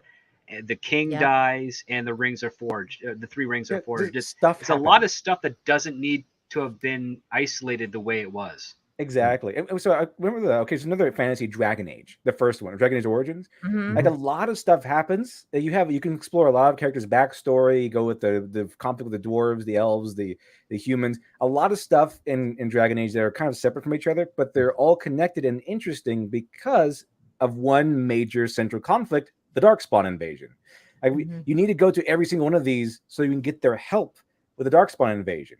And like it becomes more tense, and the conflict becomes more major and more of a concern, because when you go to like for example the dwarves, there's a conflict there where like who's going to be the next king, and one side doesn't want to help you and the other side does want to help you, and you need that help from the dwarves to help combat the Darkspawn. So there's a lot of different factions and stories here, but they're all connected by one central conflict, which is the Darkspawn invasion. Now, Lord of the Rings has Rings of Power has none of that. The Jackson movies had Sauron is rising back up, building his armies. So all the stories around the Peter Jackson Lord of the Rings movies are about conquering Sauron and stopping him. And he's also sent the Nazgul to retrieve the ring, right? If I'm not mistaken. Yeah. So you've got those two tiers of his plan. He's building his army. He's hunting for the ring, and if we don't fight the army to hold him off while Frodo destroys the ring, Sauron will regain a level of control he has not had since beyond since the previous age. Correct. I mean, great stakes to have, easy to follow along, and that's the one thing that you do when you're keeping a very dense story with lots of characters. You keep it simple as you have that central conflict. We know exactly what every single person's character we're introduced to stakes are with regards to the central conflict, and that's how you keep it focused. Where someone could accidentally skip a page in a book or miss 10 minutes of the movie, but they'd still, when they come back, they're like, wait, I can still kind of pick up and infer what I might have missed and follow along because the central conflict has not changed. It's still present. You're absolutely right, Literature Level. They don't have anything of that nature at all with Rings of Power. No, he was absolutely right. But did you also notice that there wasn't a single character to connect with emotionally, to draw? Not at all. In? They not even almost a have little done that, bit. But because they had an ensemble cast, and apparently they don't know how to use an ensemble cast, they want to do their own Game of Thrones thing. But we weren't with any character long enough to connect with them in any kind of way or to invest in them. So they have moments like, oh, look, Theo's mom is alive. I don't care. I don't care about either's character. I cared about the dwarves, and I liked the dwarves at the beginning, and I thought the dwarf was such a good, they were like probably the best story arc in that sense, and the best represented characters like Andisa and Durin and the king and everything. But the dialogue was so bad that I couldn't get into actually forming like a love for any of the characters. Like whenever I think about Durin, I think about that meat line, like I'm just like, yeah, well, Durin and the dwarves were only there as a support system for the elves. Like they weren't doing anything on their own. They found the mithril and they're like, yeah, we're not going to mine it. And that was the end of basically their conflict. And they were only really there and used to service what the elves needed, which is, we want you to mine the mithril and help us build this tower thing. But it felt like the dwarves didn't have any stake in the game, which was terrible because Durin was the most charming of the characters, him and his wife. But it was just, that's all they had. They didn't have that actually. Like, what does Durin want? He has no wants in this show. Like, he doesn't even want to be king right away. Him to be emperor. Let's talk about this scene for a second. So we had basically she's on the wrong side of the bed. Right, she is. And then in the last scene, we had Halbrand convince Celebrimbor, the best fucking smithy person of all time, to add the little tiny mithril thing that he had to some other ore and basically make it smaller. So then we go to Numenor, where the people of Numenor are basically waiting for the king to die. And then this chick, which is, I think this is Isildur's sister. Like at the time, I was like, who is she? His daughter that does not exist in the book. Yeah, Earian they call her. I mean, not Isildur. No. Elendil's daughter. Yeah, Isildur's sister. Yeah, sorry. Right. Okay, dude, I thought I got the names wrong again, but this time you got them wrong, which is really funny. Okay, that's totally fine. The hot girl. That's what we know. The hot girl with the nice boobs. With the nice knockers. Yeah, she's like the only one that has like a nice boobs. Though to be fair, I did think that Galadriel's outfit this time was like improved by a lot. Like I was like, okay, like at least she's got like a nice dress on this time. But we'll get to that in a minute. Maybe they were curtains from better picture of her with her boobies because she got those knockers. I mean, she shouldn't be ashamed of it. She looks great. Got the boob love over here on this channel. But she's drawing the reverse profile of the angle that she's staring at the king on, which I thought was hysterical. It's like, oh my god, are you serious? Hold on. Yeah, if you take a look at the sketch part, his face is in one direction, but she's looking at him from the opposite side. So she wouldn't be able to see that angle from her position. She'd have to be on the other side of the bed. Oh my god, you're right. And I know this from like high school. No way, like, art man. class. Oh my god. I mean, I didn't pay enough attention to that. Did it, how much did it cost you $500 million to learn that script? Jesus, public school. Oh my god, it's the little things, right? It's the little things that makes a show so much better. And I didn't even think about this like until you like just if they said mirrored that image, it would have made sense. Yeah. Based on the staging and the blocking of the scene when you get that wide shot of where right, she is in bed. because this is the next shot right here, and then it's like she can't see that from where she's sitting. Besides the fact, did anyone care? See, the king is dying, but I have no attachment to him. Why do I care? Like, there's nothing to draw you into any of these characters outside, again, of the dwarves. And when we talk about the dwarves, even in the last episode, their biggest scene was supposed to have been this season when they mentioned it during Comic-Con, the Balrog. You know, the one that they got from Jackson's wedding. yes. Right. One shot at the end of the last episode. But how did they do it? A fucking leaf wakes him up? Like, you'd think dwarves, you know, because the way Tolkien described it's supposed to be that they dug so deep and so greedily that they ran into the Balrog. They went so into the earth, they got so down into it that they went, basically, it's that whole greed drove them down and corrupted them, and they went to the bottom and they find the Balrog. This, we have a leaf and he wakes up. No, that's where they went with, because you know, a leaf waking it up is kind of embarrassing. It's like, oh no, it was because we dug too deep and too greedily. Tell them that story. I mean, why would they, like, you don't need any rights for that. You just have to build that scene. Why not have a company of dwarves that Durin sends? They didn't even show us the dwarves that got almost killed and he rescued. I was like, what? Like, there's some dwarves that were caved in. Oh, they're fine now. I think we lost one. I don't know. They didn't show any of it. They're all alive.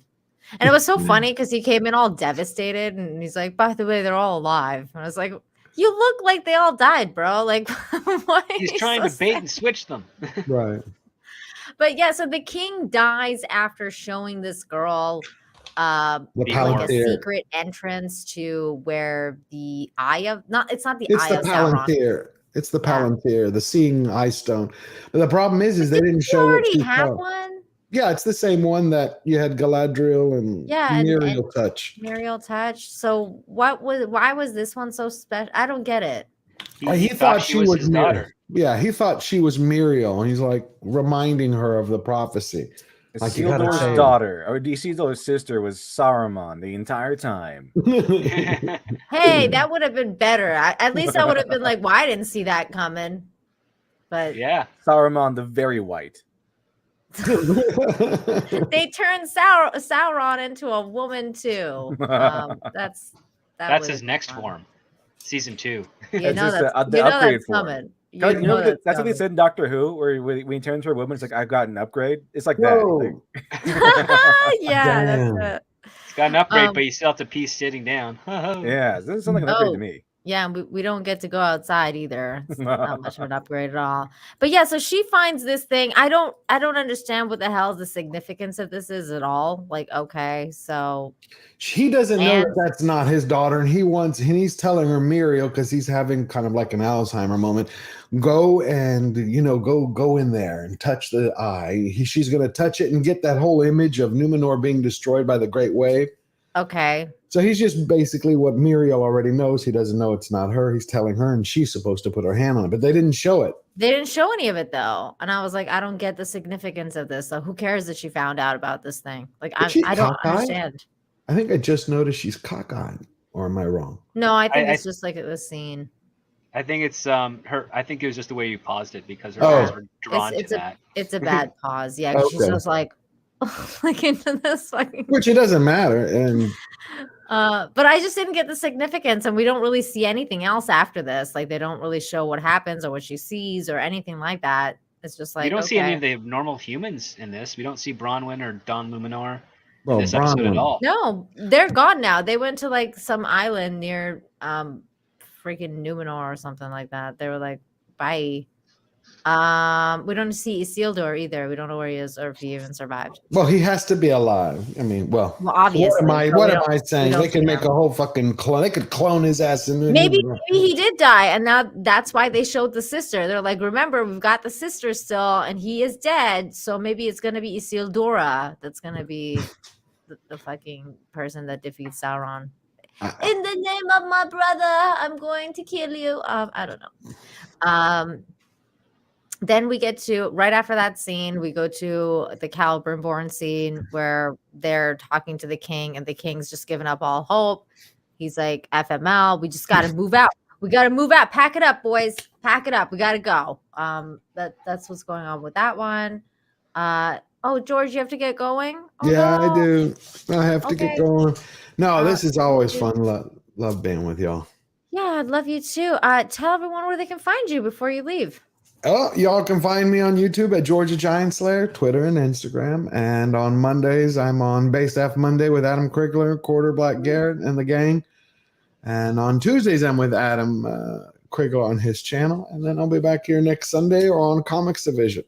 Nice. Other than that, I'm going to be working on a finale, kind of like a wrap up for Rings of Power, and then kind of go into what I think is wrong, where are the heroes gone in Hollywood. Okay.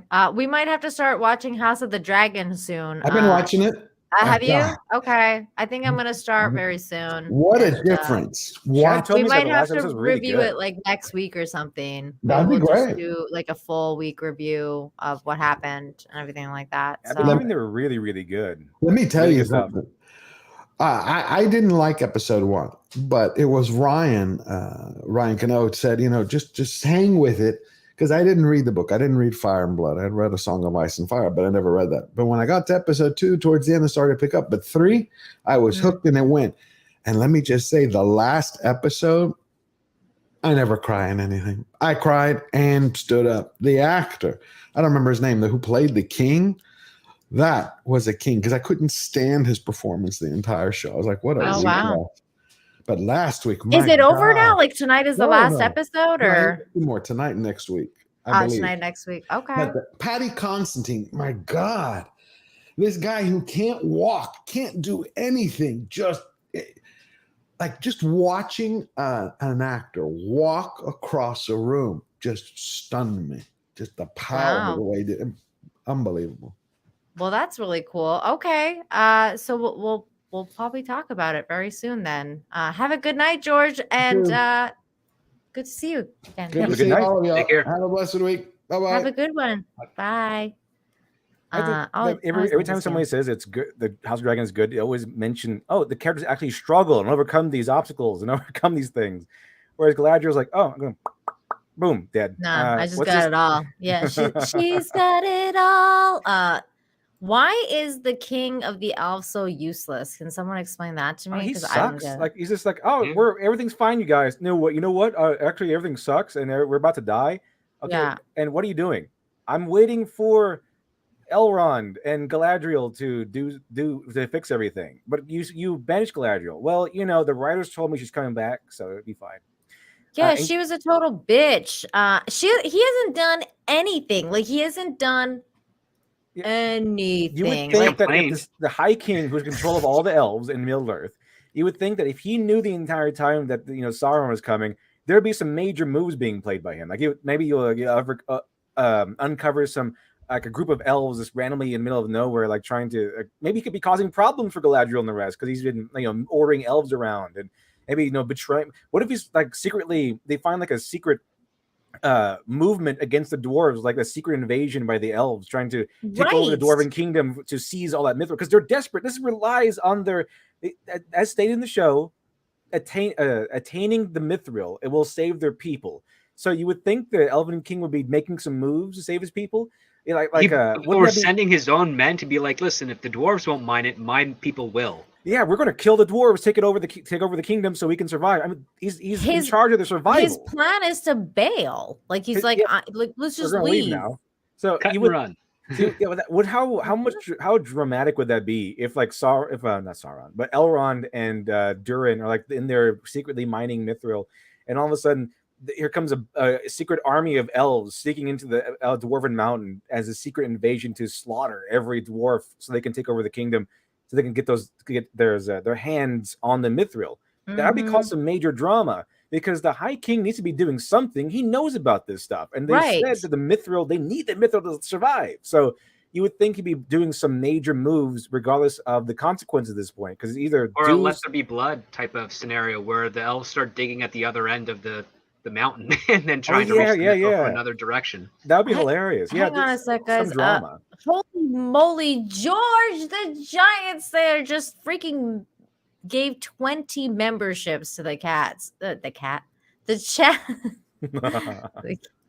Awesome. I can't talk anymore. Wow. Thank you, George. George, you're amazing. Thank you. I'm speechless now. Okay, I'm sorry. Go ahead, guys.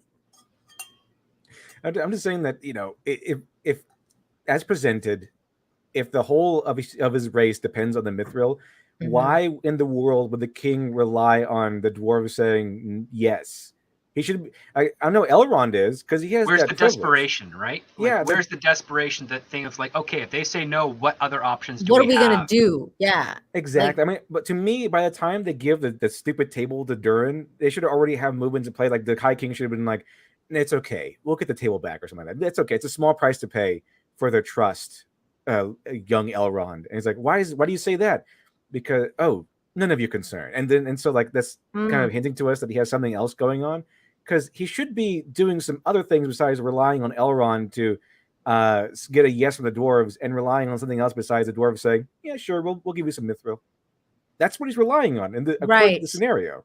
Well, a good king would actually go to the king of the dwarves himself and and negotiate and say, "Listen, it's kind of a lazy king. Your men can't mine this. I will send volunteers that your dwarves can what guide." Do you need? How can we negotiate a deal? Like, we need Elven this architecture to, could better support the tunnels that you use to mine, or something. That'd be cool. That'd be cool conflict. Negotiation. Yeah. That'd be a really cool conflict if the High King goes to the King of the Dwarves and says, "Okay, let's make some deal.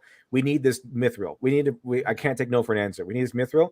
And if you don't agree with us, if we don't make it some sort of deal, if I don't leave today with a deal that gets us mithril, I'm going to invade your people tomorrow." Yeah, you don't want me to. Yeah. Listen, like we respect the dwarven kingdoms and blah blah blah, but we really don't want to do this. So like don't give us like not another option. Like you know what I mean? Like and that would foster the deal.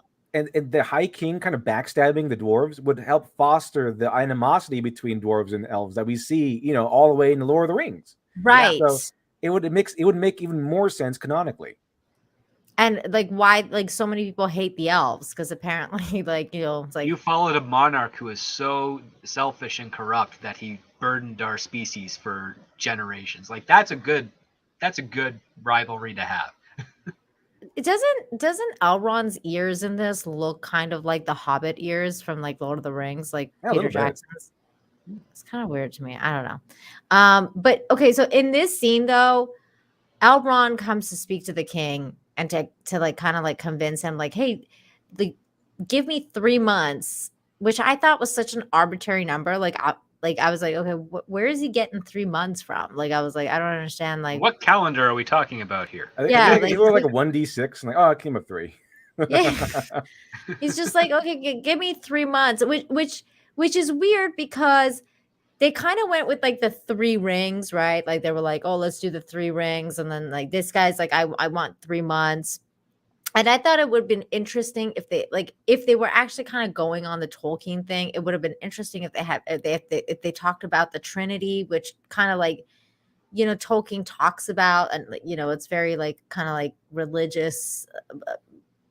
It's like a religious thing. Like threes are big thing in religion and numerology Well, and the stuff rule like of that. three is a human nature aspect. Yeah, the rule of three is like as human nature, but they didn't really go into any of it. It was just like arbitrarily, like, oh, it's going Look, to be 3 Galadriel's awesome and rings, wise. Like Galadriel's the one that came up with the 3 rings because she's the bestest ever. right? That's why. Not And he because it's came like up with 3. any philosophy or any hinting towards it's like, oh, all of a sudden out of the blue, she's like, oh, we need 3 rings. Why? Because I say so, and I'm Galadriel, and it'll give us more balance in the power. Well, like she did say why though. Her reason was fucking stupid, but it was something for like balance. Yeah, for balance. One is for balance. Well, here's the weird aspect of it. They're trying to parrot it off of the political structure of like 3 branches of government, each to keep each other in check. No one being more powerful than the other. They don't execute that well. But the other part too that you also risk when you're dealing with a 3-tiered system is that 2 of them can work against the other. Whereas if you just have a two-part system, they have to negotiate because they're so evenly responsible for whatever situation they're in. So it compels the negotiation in order to compromise. But with 3, you only one person has to convince one of the other 2 to be on their side in order for them to tip the scales in their favor. And that's why you don't really have a true checks and balance when you're working with a 3 or multiple party system of things. Well, my biggest my concern here is that it's of course it's Galadriel that comes up with the idea of doing 3. No one else is allowed to be wiser than her. So you would think it'd be like the High King making this stuff. He's supposed to be like a really good king. The High King, like, no, it should not be fall to me alone or whatever. We should have a more balancing with all this power, because he was concerned like my head, like all the power on one being. Like even he was like, all that power is going to be given to one being. Even he brought it up. So the idea, it should have been like someone should have come in with it with more experience, and like it could have been Celebrimbor, it could have been the High King, but it's not going to be any of them because they're stupid men. And Galadriel is a woman and therefore is the wisest of them all. And it's like, okay, it's Galadriel saying it needs to be 3. But you would think that it would be Celebrimbor, but Celebrimbor didn't even come up with the idea of the ring originally. Like it was he's like too busy chasing young men tail. Like yeah, it was really weird. So it says 1 will always corrupt, 2 will divide, and 3 will bring balance. And it's kind of funny the suddenness of this this arrival of this answer comes in. Like she's like meets with Halbrand and has a conflict with Halbrand, and all of a sudden she rushes in there. We need 3 rings, like out of nowhere. Luckily they have enough extra alloy to make 3 rings. Yeah, good thing. Kind of. What the hell? It's so convenient. It's like, oh, we originally planned for 2, but you gotta make 3. But we didn't put enough gold or silver. Yeah, we need some more. We need some more minerals that the mithril shouldn't combine with. Shouldn't be able to combine with. Here's the scene before where she's saying, like, we must make 3. We're going to make 3 rings. It's going to happen because I say so. And matching necklaces and earrings. Well, they wanted to make crowns originally. I thought crowns would have been pretty. There's going to be a single crown, yeah. I like how in the beginning of the Jackson movies, everyone had personalities and stuff like that. Like even Gandalf was like, "Oh, hello, we're gonna make some fireworks and everything's great." Everyone was smiling, partying. Like Bilbo, Frodo, Sam, Merry, Pippin, they're all partying. It only got serious when things got serious. When they're actually, their lives are in danger. But for some reason in this show, like they can only see that you have to be serious all the freaking time, or else you won't be taken seriously. So you have like Galadriel and you have Halbrand and you have like all these guys as be serious like 99% of the time. Oh my God. Look at this line here. It's I forgot about this before when they were still talking about the rings.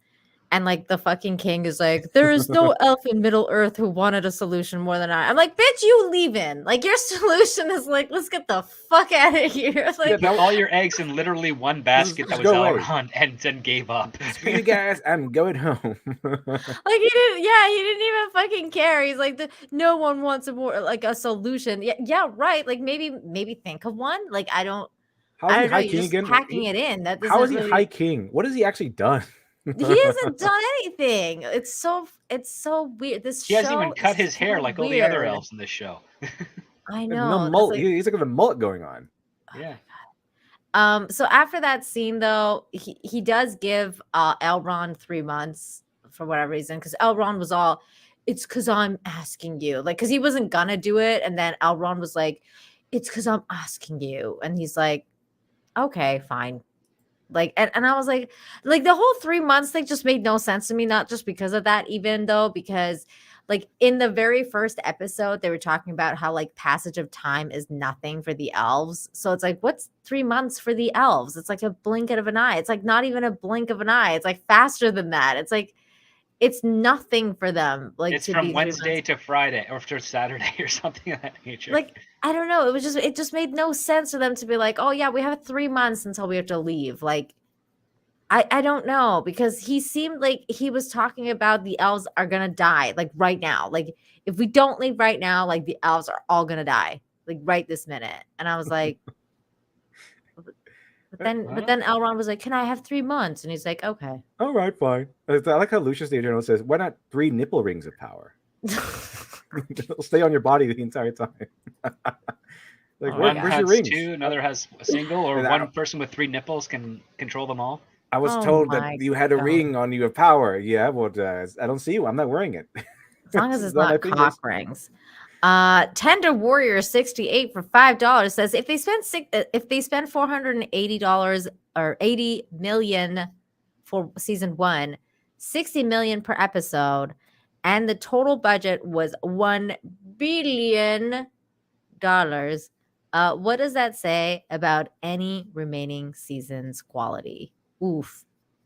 It means expect much of the same type of shit that you've already gotten in season 1. Each episode had enough the budget of a movie. I mean, Budget this is of what we 2 got. movies. This is what we got at the end of it. Yep, this is insane. Eight It's actually hours crazy. of almost nothing happening. Oh my god, that's not wrong either. 20 million in ads. Like that, there's a lot of ads. Like there's a lot of ads. They had to hire ad. They had to pay for the ads, and they had to pay for the super fans, and they had to pay for like all the fans and the super fans. the Yeah, they had bots, to the pay bots for on Twitter who are like, "Oh yeah, I'm totally a big Super Ring fan" or whatever. And you had to pay for all the actors to go on a cover up campaign to call everyone sexist and racist or whatever. Like, there's a lot of money going into this stuff. Other than Oh my god, the Az budget. posted this. I don't know if I can. Can I play this without getting claimed though? I don't know about this. Presenting my one and only contribution to the Lord of the Rings fandom, and it's like them, like basically being all lovey. Looks like a music video. Is it? Oh god. Oh my god. Kill me now. Fuck this. Okay. 201 Studios for 5 says, Nina, I'm not engaged. Oh. I'm just all about the jokes. Oh. That's it.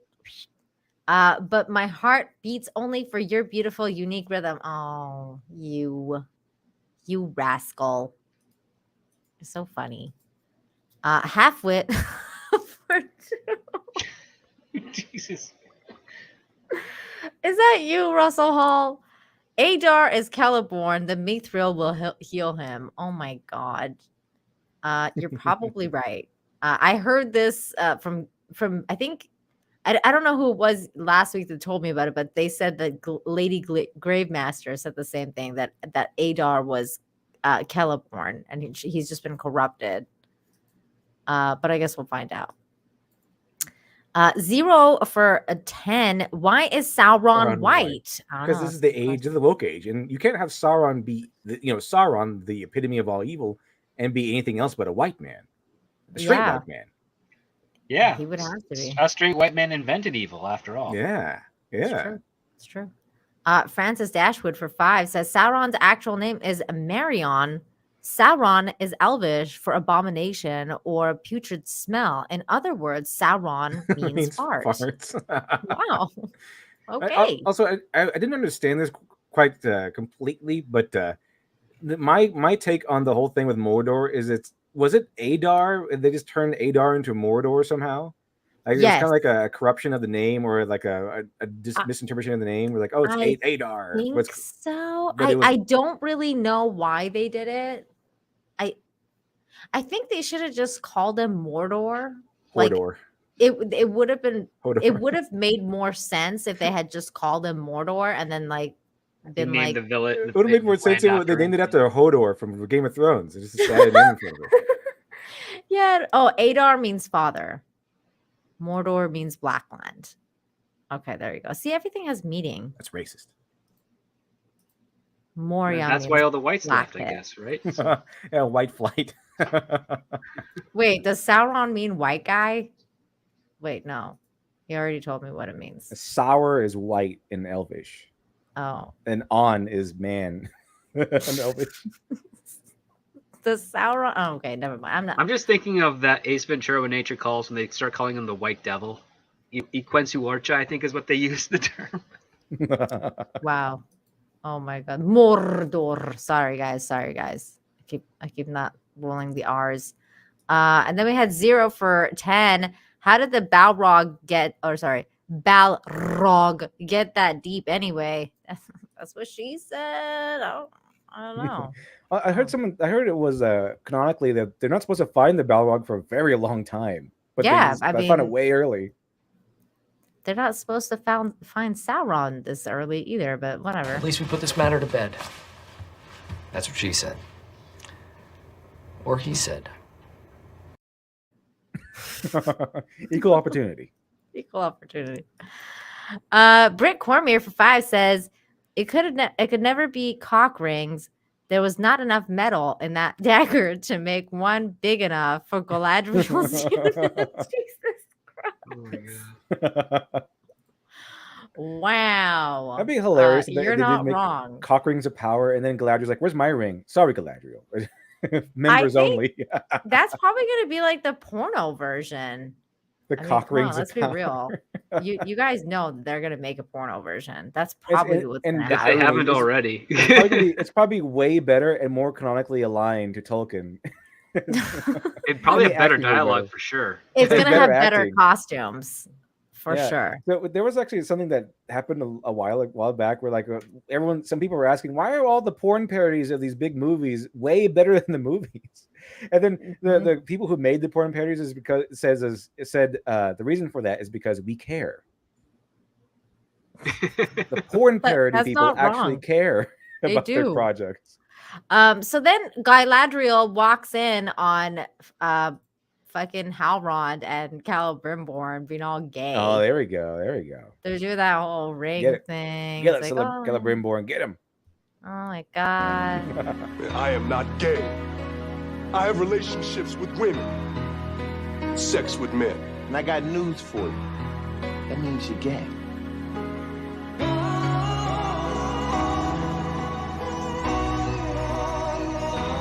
Flick too hard, damn it! But yeah, so she like walks in and she's like, wait a minute, what the fuck is going on here? Because I thought we were a thing. Trying to steal my man. Yeah, you trying to steal my man? And What's this is going where she on? like find his line. I find the lineage in the archives. God, the scene is so gay. Okay. Then she gets all mad and she hires some sort of weird elven spy or something. She gets a copy boy. A copy boy from the newspaper to go into the archives. She's like, I want you to go and hunt down whatever you got on this guy. I don't care. Find out who this guy is. I'm like, bitch, shouldn't you have done that from like day one? You claimed this guy was king. Like you labeled him as king. Yeah, you installed him as a fucking king, and now you're like, maybe we should figure out who he is. Like, I should double check this thing. Like, you installed him. The only reason why he's not king right now is because he got wounded, and this cut requires elven medicine, which I assume was just Galadriel making an excuse to bring him to her house. But like, she installed him as king. Like he would have been king if she didn't bring him back home with her. That sort of thing. But yeah, I mean, would that be really cool in terms of Sauron being able to see people if he actually did put Celebrimbor and Galadriel against each other because like, hey, you stealing my man? No, he's my man. And then they fight each other. That would have been funny. That would be brilliant. The critical poll for 25 says Jack Black did a cock ring for Power years ago, and it was still better than this show. Wow. Okay. But then this she's just all like, we're gonna figure this out because something. By the way, what the hell is this thing? I don't. Hold on. let me go back to that scene because what is that? Is that supposed to be a lantern? I don't Look at the know. lantern. I think it's a lantern. I don't know. Anyways, I was like, what is that? She goes all Karen. She's like, we got to find his manager. We got to figure out what's going on. Then she sees them walking together again, and then kind of like addresses Halbrand. She's like, like, what's going on with you? I've seen you hanging out with Celebrimbor. I don't know if I'm liking this shit. Seriously, guys, my dialogue is better than this. So then what happens after that? You push me to the heights that no one else could have. Oh yeah, then Sauron, aka Halbrand, starts all being like, even Halbrand has a simp for Galadriel. Everyone just loves Galadriel. Everyone, from the people who shouldn't even know who she is, to Sauron. Everyone just loves Galadriel. That's Galadriel, the Galadriel. I don't even understand the motivation as to why he's revealing this now. There's no point to him. Why is he so in love with her? They had to give Galadriel her own Kylo Ren. I think this is what this is. This is it. This is exactly it. Like there was so many like Kylo Ren and like Rey movies. Like there was so many Reylo scenes. I was like, what is happening with this? But apparently he's in love with her or something. So he's like, for some reason. Yeah, you pushed me to the heights that no one else could have. How? Like, he found her really attractive when she dragged him along to a destiny he didn't want. Right, made him become king. Oh, right. Is he talking about because he didn't actually want to do anything and he wanted to be a smithy in Numenor, and then she just like forced him to go to the Southlands and actually like fight? Like, is that what he's talking about? You rekindled my bloodlust, and now I'm going to be evil again. Good job, Galadriel. You rekindled my bloodlust. You shouldn't have trusted this one man who was awesome. You shouldn't have trusted him because men are crap. You should never trust a man, Galadriel. I think he it's says the lesson you of this whole saw thing. strength in me. That's the next line, and she's just like, you pushed me to the heights that no one else could have, and I'll see to it that no one does either. And I'll see to it that no one else does either. What a freak! See, girls, what happens when you trust a man? He's just actually Sauron. Then he pulls a Biden on her. He's What's a just like Biden? smelling her and stuff, and it's kind of weird. But hey, Of course, they have Sauron is simping over Galadriel, just gushing over Galadriel. You're so awesome and brave, and you're the smartest ever. You pushed me, Sauron, who's like I think he's a lower level god. Like he's one of the more powerful. Like he's below Morgoth, but above pretty much everyone else. right? So this guy is gushing over Galadriel, the elf. Yes, he is. Sniffron. She's too old for Biden, not for Sniffron. Oh my god damn it. That's true though. Okay, I will make this comment though. So her dress in this scene was better than every one of her other outfits. Like at least it had some glam on it. Like I was like, okay, like it's not quite as booby as we want it to be. Like there's no corset going on. You're not getting any cleavage, but at least you're getting some jewels and like some like frilly things. A little bit of a shape to it, yeah. Yeah, like there's a little bit of a shape. And let me just go back to the other scene where you can see the full body shot, and then you can kind of see like the whole dress. And it's not just completely unflattering. Like at least like there's like a belt here. I don't know. She doesn't look awful like she did in Numenor. It's actually pretty nice, yeah. Yeah, like it's not an awful dress. They needed more of this kind of stuff. It's a suitable robe after, like a suitable bathrobe, I would say, yeah. Right. I mean, it's kind of matchy with Celebrimbor's. Like it's like literally the same color. Maybe it is Celebrimbor's. She borrowed Maybe she borrowed it from his closet. Yeah, because she hasn't been around for a while. I like to see that. I would like to think now that Celebrimbor is kind of like the Liberace of like the elven lands. He's had this fabulous wardrobe that he's kind of just wears around. Also, she like keeps staring longingly into his eyes, and it's like they've got like this thing, and you're just like, okay, is she gonna reject him? And I mean, I was really thinking that she wasn't going to. Like, I will say this, like I thought that they were going to bang. I thought she was gonna fall for it, that they were gonna bang, but then they didn't bang, and I'm fine with it. It's good that they didn't do it, but I thought that they were going to have it that she bangs him and then she deeply regrets it when she finds out he's Sauron. But then that didn't happen, which is good. I'm glad that that didn't happen. Well, yeah, because that would then make she can't have it be a regret. It would have to be a legitimate sexual assault. Like that's Or how that. they would have to do it. They would never be like, I fell for him and gave myself to him. That might be the situation we see, but afterwards, because of the current politics, she'd have to be like, no, he manipulated me and it was an assault. And I think if that's what was the case, someone probably at Amazon said, yeah, we're cutting it. We're not even going to entertain the idea. That's interesting. We're just going to do a weird montage of recreate all the various other scenes with Halbrand, dictating his goals and passions to Galadriel in what looks like a Norwegian punk rock video. So then we catch up with not Gandalf or Sauron. I mean, I think it might be Sauron, to be completely honest. I think they're gonna make this guy Sauron. Like, I mean, everybody thinks he's gonna be Gandalf, but I think next season they're just gonna be like, no, he's Sauron, because Sauron used to be good before he was evil. He was a good wizard. It's supposed to be, yeah. He got corrupted by power or something like that. Yeah, he got corrupted by power later on, but he used to be a good wizard. He was a good white wizard for a while. Yeah, I think he got corrupted when he met Sauron, because like, you're Sauron, I'm Sauron. We almost have the same name. Yeah. You're Sauron? It's only one letter off. Why'd you say that name? It's his name. You used to be pretty. I used to be pretty. Okay. Yeah.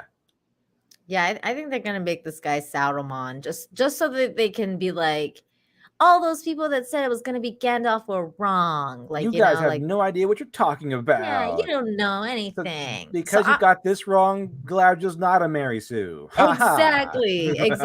Like, all the YouTubers are wrong. You know that guy Gary Nerdrotic? He's wrong. You're trying to convince everyone the show is bad. Like, that's the main thing, the copium they're going with. You're all just trying to convince everyone the show is bad when it's actually amazing and great.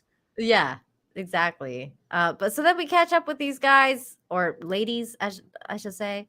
And they're trying to convince this dude that he's Sauron.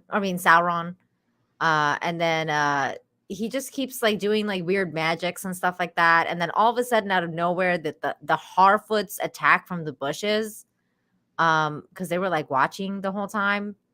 Well, they don't really attack. They like kind of go to free the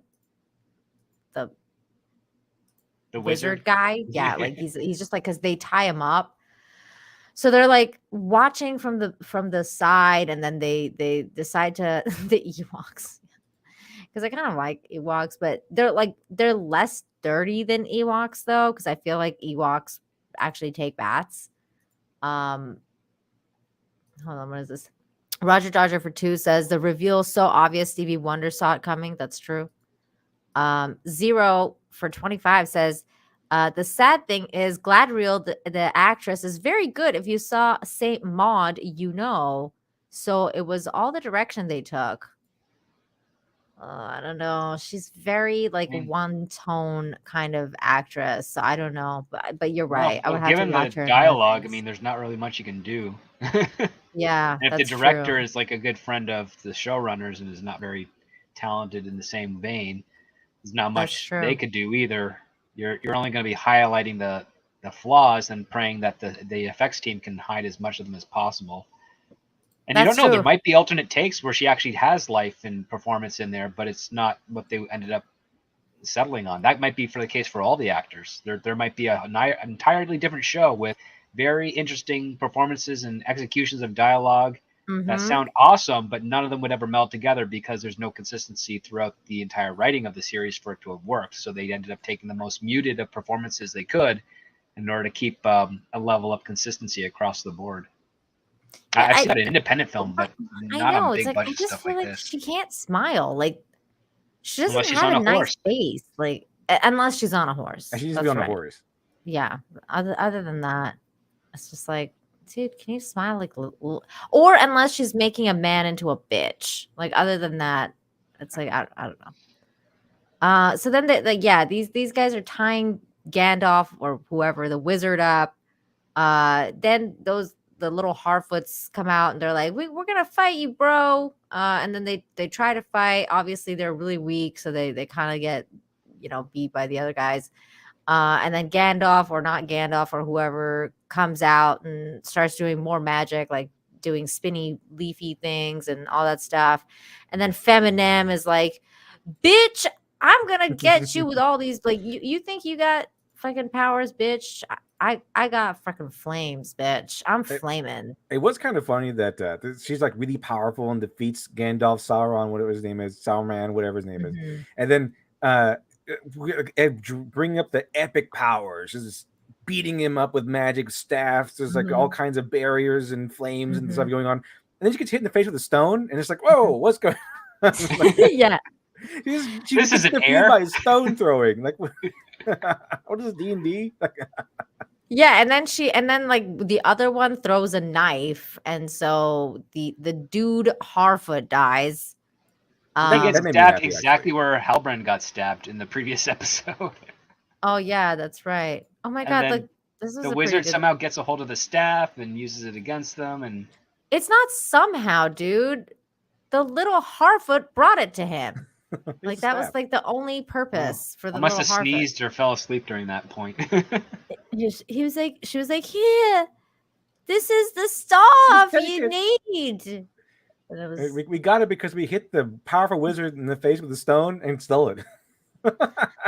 Yeah, so this bitch is doing like all sorts of fire like bending shit, and she's like, I don't know, she's crazier than a firebender in this. She's just like, yeah, Imagine bitch, in the Jackson movies, like you saw the prologue, and then the epic battle against Sauron, and then Sauron's out there wielding his gigantic mace and killing all these guys, and then some guy throws a stone, knocks him out.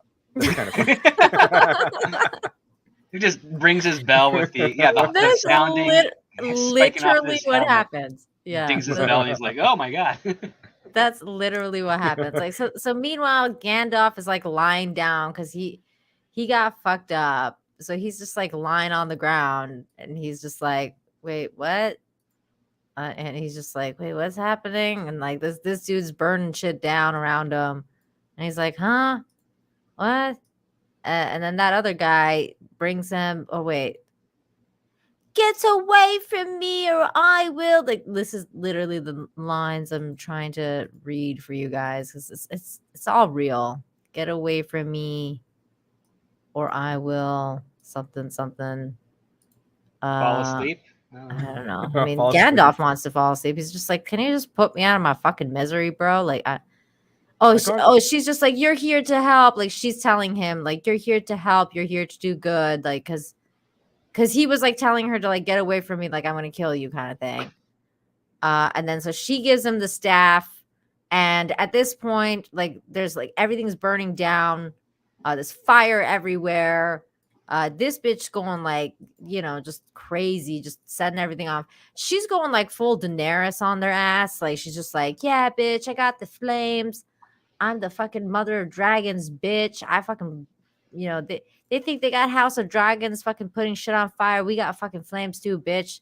It was kind of funny if she burned the Harfoot village. That was pretty funny. And they're all crying. That was hilarious. It would have been good if they'd burned more of them down, but whatever. Burn more Harfoots. Yeah, more of the Harfoots. Like, just totally. So then Gandalf, or not Gandalf, I don't know, whoever, Saruman, Gandalf, whoever the fuck, does like this little light magic thing where he like releases a bunch of fucking butterflies and turns the fucking female weirdos into Nazgals. And I was like, wait, what? I gotta admit, I was a little confused. I was like, wait, what's happening with this? I thought it was implying that this is what they really look like. and they just took like human form or something, or elven form. And one of them magically has a crown now. Yeah, one of them has magic as a crown. Yeah, because the one in the middle is supposed to be feminine, and she definitely wasn't wearing a crown. Slay queen. Yeah, Queen slay. And why does the one on the left have the ugliest face compared to the other two? Like the someone's other bad one's Christmas photo. retarded. Like just smiling too wide. Like the one on the right looks like an actual human that's like decayed face or whatever, but the one on the left like just looks like what the fuck is that? Like that is not a human being or anything. It reminds me of the skull from Animaniacs that does the good idea, bad idea cartoons, where it's just got this big giant white teeth and this plain skull, and he's wearing a black suit. Because it's far more cartoony. The other two look like something more akin to V. Neil from like Beetlejuice, and then the one on the left looks just cartoony, like blatantly cartoony. Yeah, but it kind of also reminded me a little bit, like not so much of the Nazgul, but of the Ghost Army and the Return of the King. Like I was like, it kind of reminded me more of that than anything else. But that's like implying that those people have spirits or ghosts, and I don't think that's the case. Like, because they're supposed to be like evil, right? Like I don't know. This whole scene just doesn't make any sense to me. I was like, so are they like spirits now? Are they Nazgul? Like what the fuck? What the fuck is this? They're not Ice Star, that's for sure. I don't know. They did. I mean, a lot of people are saying that this is kind of like member berries because they kind of look like Nazguls, but I don't know. They kind of look like the Ghost Army people to me.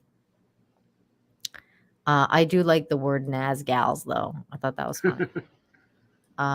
So then he's all like, I'm good. Like he literally says that. He's like, I'm good. And then he like puts up his staff and does a little butterfly move. And then no, I'm good, bro.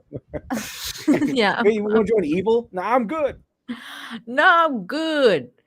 Not, I am pure, I am virtuous, I am light. It's I'm good. No, I'm good. Then we get a scene where the Harfoots are sitting down and getting ready for death to come.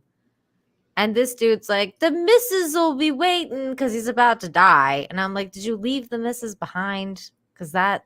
No, she died first. Yeah, but did he leave her behind though? Like, oh yeah, did he leave her behind? That's why she died. Yeah, like because you left her somewhere, like dying. Know. Maybe she broke an ankle, and he was like, "Well, I guess that's it for that's it for you." I'm just wondering why the wizard didn't heal him because he could. I was also thinking about that. I was like, does the wizard not have healing powers? And we didn't like him. That's what I assumed. Like, I'm not gonna help you. Yeah, because if it was Brandyfoot or whatever, or like the little girl, you think the wizard would have probably helped her, right? Like I don't. Well, he likes her. He doesn't really like this guy. This guy's kind of been a dick to him. But he just professed that he's good. Like he should be above that. Well, more like neutral good. Yeah, no one even tried to save him. He just bled out. Like he was like, "Let me just sit here and look at this." They this." didn't even put pressure on the wound. Nothing. It's like, oh, okay.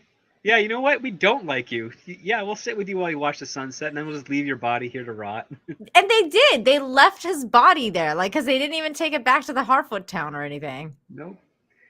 Like, we didn't even see him, like, bury him or anything. So I think they just left him there. They were like, okay, bye. You're just going to be, like, left here.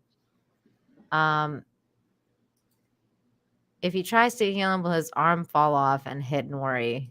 God, I don't know. The missus will be waiting because I left her before I fucking, led you all to wherever. So this dude just like watches the sun come up and like just literally bleeds out. There he is. It's really a touching moment. Like we're like, oh no, this guy is dying. I don't even care about any of them. Let alone that guy. I was kind of hoping they would all die, but hey, whatever. Archangel for 10 say, Hey, audience, in case you missed it, he's a good guy because he said he's good. I'm good.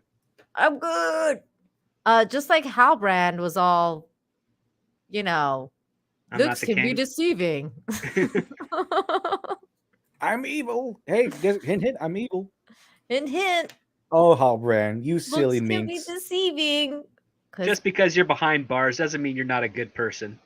Oh Looks my can God. be deceiving, like Sauron, the deceiver. Get it, Galadriel? Yeah. She's like, That shut is up, some yeah. fourth tier writing right there. And then we go to the boat where the Numenorians are trying to return home, and blind Queen Muriel is trying to memorize where everything is on the boat. And I was like, what? Like, aren't you getting off the boat in like 5 minutes? Like, why don't you hold on? Like, you don't have to memorize anything. She looks pretty good for a person who's got a face full of lava.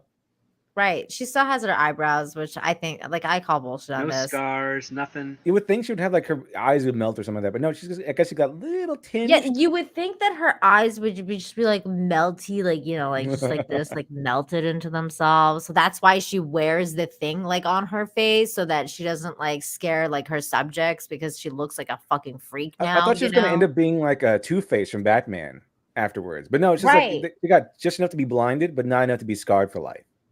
Right.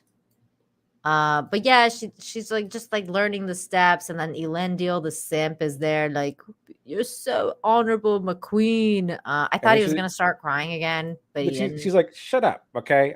You sell me anything one more time, I'm gonna take away your ship. And then they Like get there. Oh my God, wait, what was this whole conversation? I've already forgotten. It was about how she's competent. I don't know. Something about the price of something. I'm committing to pay the price. Something about being blind. She lost her sight. He lost his son, and apparently her sight's more important than his son. Yeah, some shit like that. I think he tried to convey regret for following Galadriel. Yeah, something. Yeah, I thought he was gonna start crying again, but he didn't. You think he's gonna marry this woman and they're gonna have another son? He'll just name that Isildur. Oh my God, no! No. I think the daughter is gonna transition. No, never mind. The daughter will have a child, and that's Isildur. Or the daughter is gonna transition into a boy, and then become Isildur. I still have the idea that she's going to dress up. It's going to be the One Ring War. It's going to be the end of it. And it's actually going to be Isildur's sister who dressed up in his armor, and everyone thinks it's Isildur who cut the ring off, but it's actually his sister who did it. Yeah. And it'll be a chance of their opportunity to say, oh, look, a man took credit for a woman's work again. Yeah, like and it's good. Twisted 12th Night thing. She poses as her twin brother. Yeah, exactly. Or like it's like a twisted God, I'm forgetting her name now. The chick that actually killed the Nazgul King. What was her name again? Eowyn? I think Eowyn. Yeah, Eowyn. Like silly Isildur, Yeah, like, no I'm no man can kill man. me. Yeah, and yeah, then yeah. actually, I'm Isildur's sister, and she Yeah, kills. by That's why the she way, kills. bitch. Yeah. That's how she's able to defeat Sauron. Look at this boat. I swear the set gets fucking smaller every time. I'm just like, the fuck's going on? So then they get there because we don't know anything about the passage of time, but all of a sudden they're there now. And all the fucking flags are up for the king. The king is dead, and It's such a wide shot that you almost miss it. Yeah. You almost don't even realize what it is because they mention it in dialogue once. Oh yeah, when the king dies, black flags will fly. And you see this shot and you're like, oh, look at that. They're kind of normal. Oh wait, those are black flags because all the sails are retracted, but you don't pick up on that right away because the background is so far more intense and the focus of the frame is not really on the boats or the flags where it should be. Mm-hmm. It's true. Eowyn was true female power. I like how like when they talk about Eowyn now and they're like, these woke people won't know that this is woke. And I was like, what?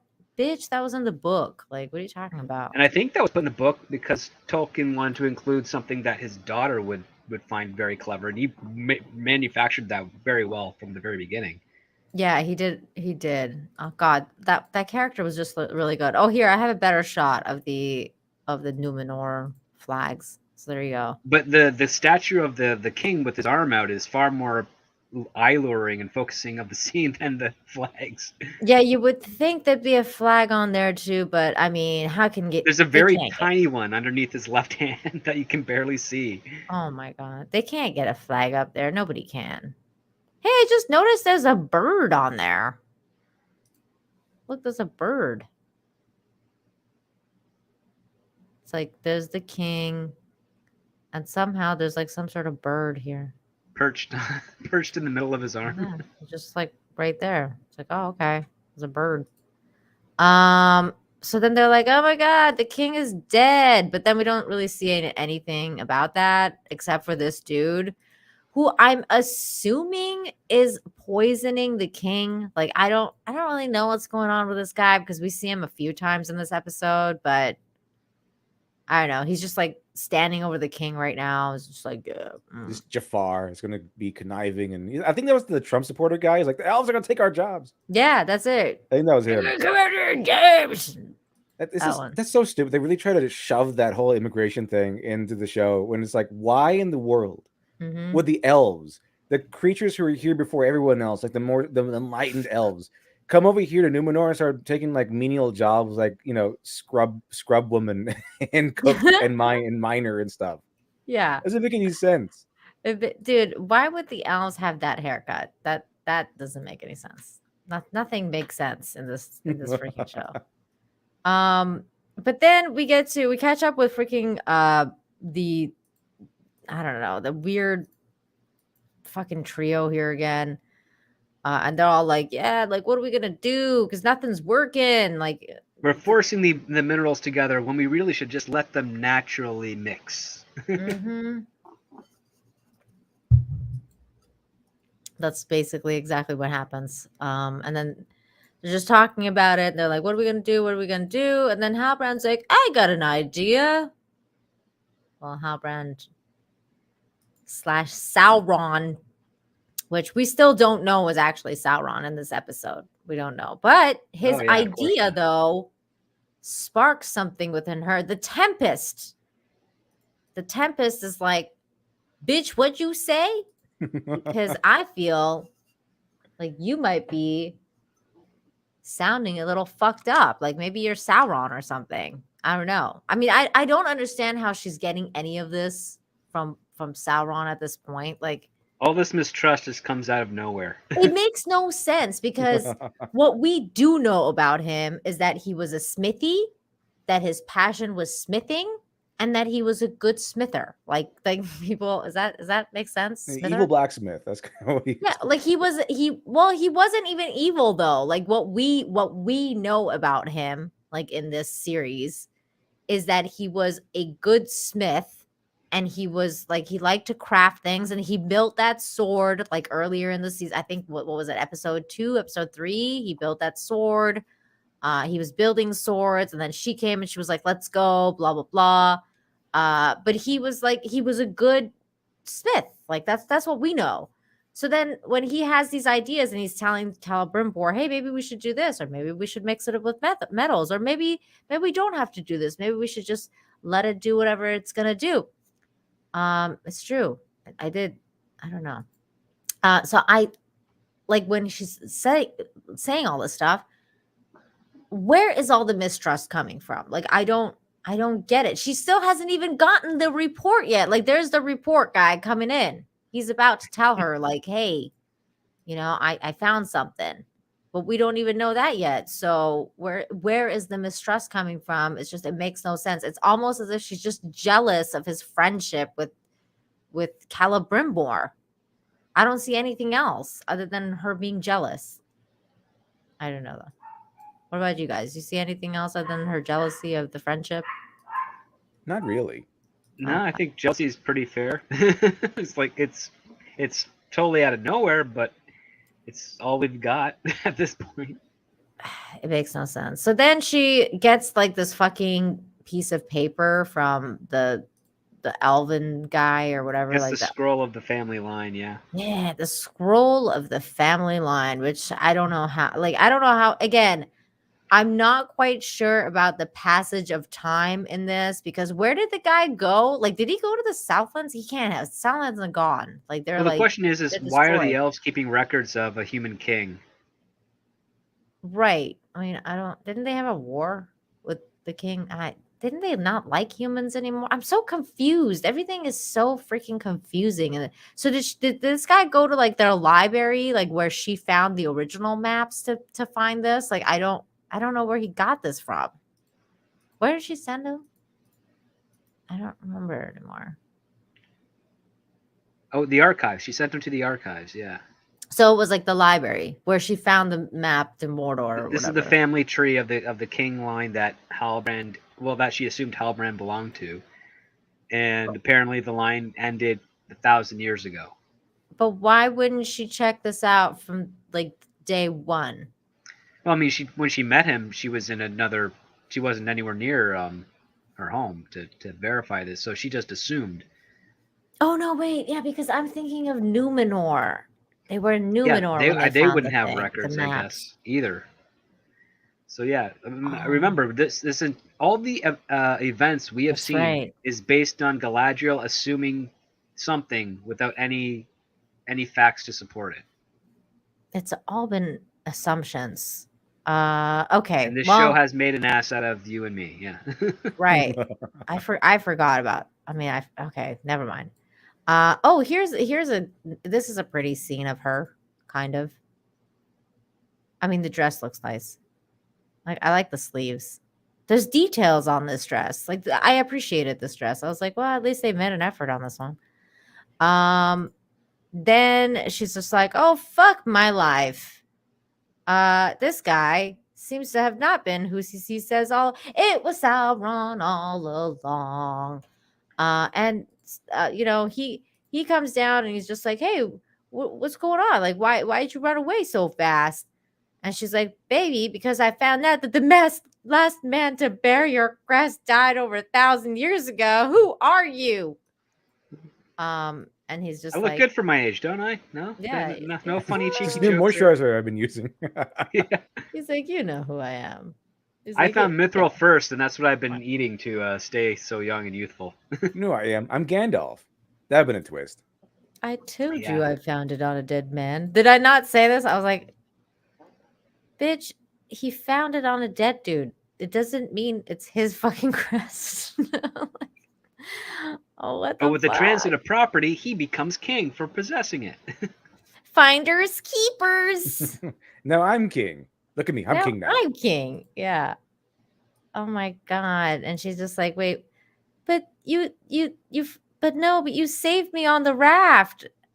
And he's like, so did you. You saved me. And I was just like, okay, why? Why'd you save each other then? I don't really get it. What? On the raft, you Thought saved you'd put me. out. That's what he could have said. Yeah, like I just wanted some puss. Heard you're some bimbos. I thought you were a thought. I don't know. Maybe you. I just see. Okay, so these scenes are nice though. Like I will say that they're shot nicely. I didn't hate these scenes, like the way that they were shot. It's pretty. It's pretty. It's got a lot of greenery and all that. But Halbrand's all, you know what? Fuck you. And then he does like some magic to her because she tries to stab him. So she tries to stab him in the throat. There's the knife. She's like, bitch, you tried to trick me. I kill you. I kill you. I kill every one of you. And then he sends her into this kind of like, I don't know, what is it? Like a dream, like a fevered dream, or he does like some magic. It's like a spell of mind manipulation, like he's invaded her mind and is now manipulating her memories to I guess convey his message is what they're trying to get across here. Right, the whole strategy of coming to try to seduce her by being her brother. That's interesting. Yes. Yeah. Yes. Not her husband. That she No, has. Her it brother. was weird because I was like, why would it be the brother? Because she's what the fuck? Like, yeah, you're right. Why wouldn't it be the husband? Right? Like, we're still I don't know. Fuck, the show's weird, man. The husband, I mean, the brother is like all talking to her and being like, you want to be on my side and all this spell. Yeah, the roofie spell. Also showing that Sauron is like way more powerful than she is, like, and within terms of magical ability, anyways, like that he's able to enter her mind and do this kind of thing. I actually think is kind of like a diss to Galadriel, because Galadriel is a very powerful magician, especially with regards to mind magic. She can like read people's thoughts and shit, right? Like it's kind of crazy. But then she's like, "You're not my brother. My brother died." And then he's like, "Yeah, you're right. I'm not. Like, so I'm gonna take you back on this boat." They have another scene here because she's just like, "Oh, okay. Why did you try to kill me?" All this stuff they talk about. And that's when you get like that kind of like weird scene where he's like very close and he's trying to I guess tempt her. Like he's trying to persuade her to realize that he's actually a good guy and that he tried to really help Middle Earth, and basically all the stuff kind of like Adar was saying in that couple of episodes ago when he was like, Sauron was actually kind of like became good and tried to heal the land. Yeah, because she doesn't care about her husband. That's true. That's true. She doesn't. So in this scene, again, I thought that they were going to show them have sex or something. I'm kind of glad that they didn't, but it was enough though. It was kind of weird. And then they show the dagger again, which is another sign. And so she finally is like, "No, I'm denying you because you're Sauron and I hate you and you killed my bro and fuck you, man. Fuck you." And that's it. And then she's just like, And then you get that terrible reflection shot. yeah. And then, "You need me. I should have left you in the sea."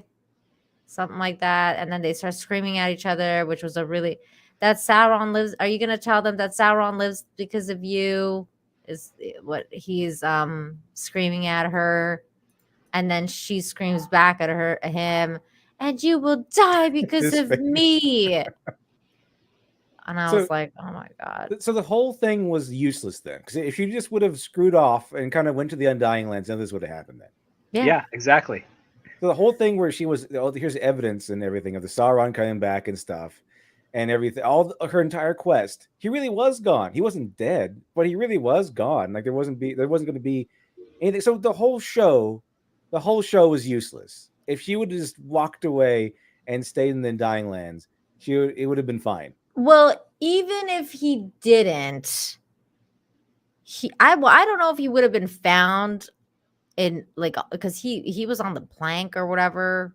No, he might have been found by the Númenóreans. Yeah, but he could have been the thing found is, by the Númenóreans. He may never have met Celebrimbor in order to incite in him, hey, make a ring. Yeah. He would have never gone to the Southlands again, though. Like he would have, exactly, probably stayed in Númenor and just been a smithy or whatever, a smither, a really good blacksmith. Yes, a blacksmith, and died in the flood that would eventually come. Right, the one that they saw the mission on. But yeah, instead, this is the story. So the thing is, she was wrong. Sauron is not coming back. He's dead. He's gone. So they're going to send her to the Undying Lands. And then, no, wait, he actually is coming back. Things are dying. No, wait, he wasn't coming back because no one knew where he was and he wasn't even coming back. But he was coming back, but he wasn't. Like it's like the writers couldn't make up their mind. Like something bad is happening. The Sauron is coming back. And we know. Like we know he's coming back. And wait, no, he's not. No, he was never coming back because he wanted to be a city. No, wait, he was. Something bad is happening. Like it seems so. Like two people were trying to fight for what's actually happening in this series. Yeah, it's like Galadriel wanted Sauron to be back so badly that she willed it into existence to get her revenge for her brother. Well, and that's what the king said at the beginning too. Like you're willing him, and was it the king or Elrond? Like he was like, the darkness lives in your heart. Like you're the one that's willing it like into existence or whatever. I was like, I can't remember that far back. Somebody said, I was like, somebody at the beginning said that. When this show happened, I only had a little bit of white in my beard. Now I've got like a white chin in my beard. And like, wait, who was it that said that in the chat right now? Yeah, because the flood was also technically caused by Sauron.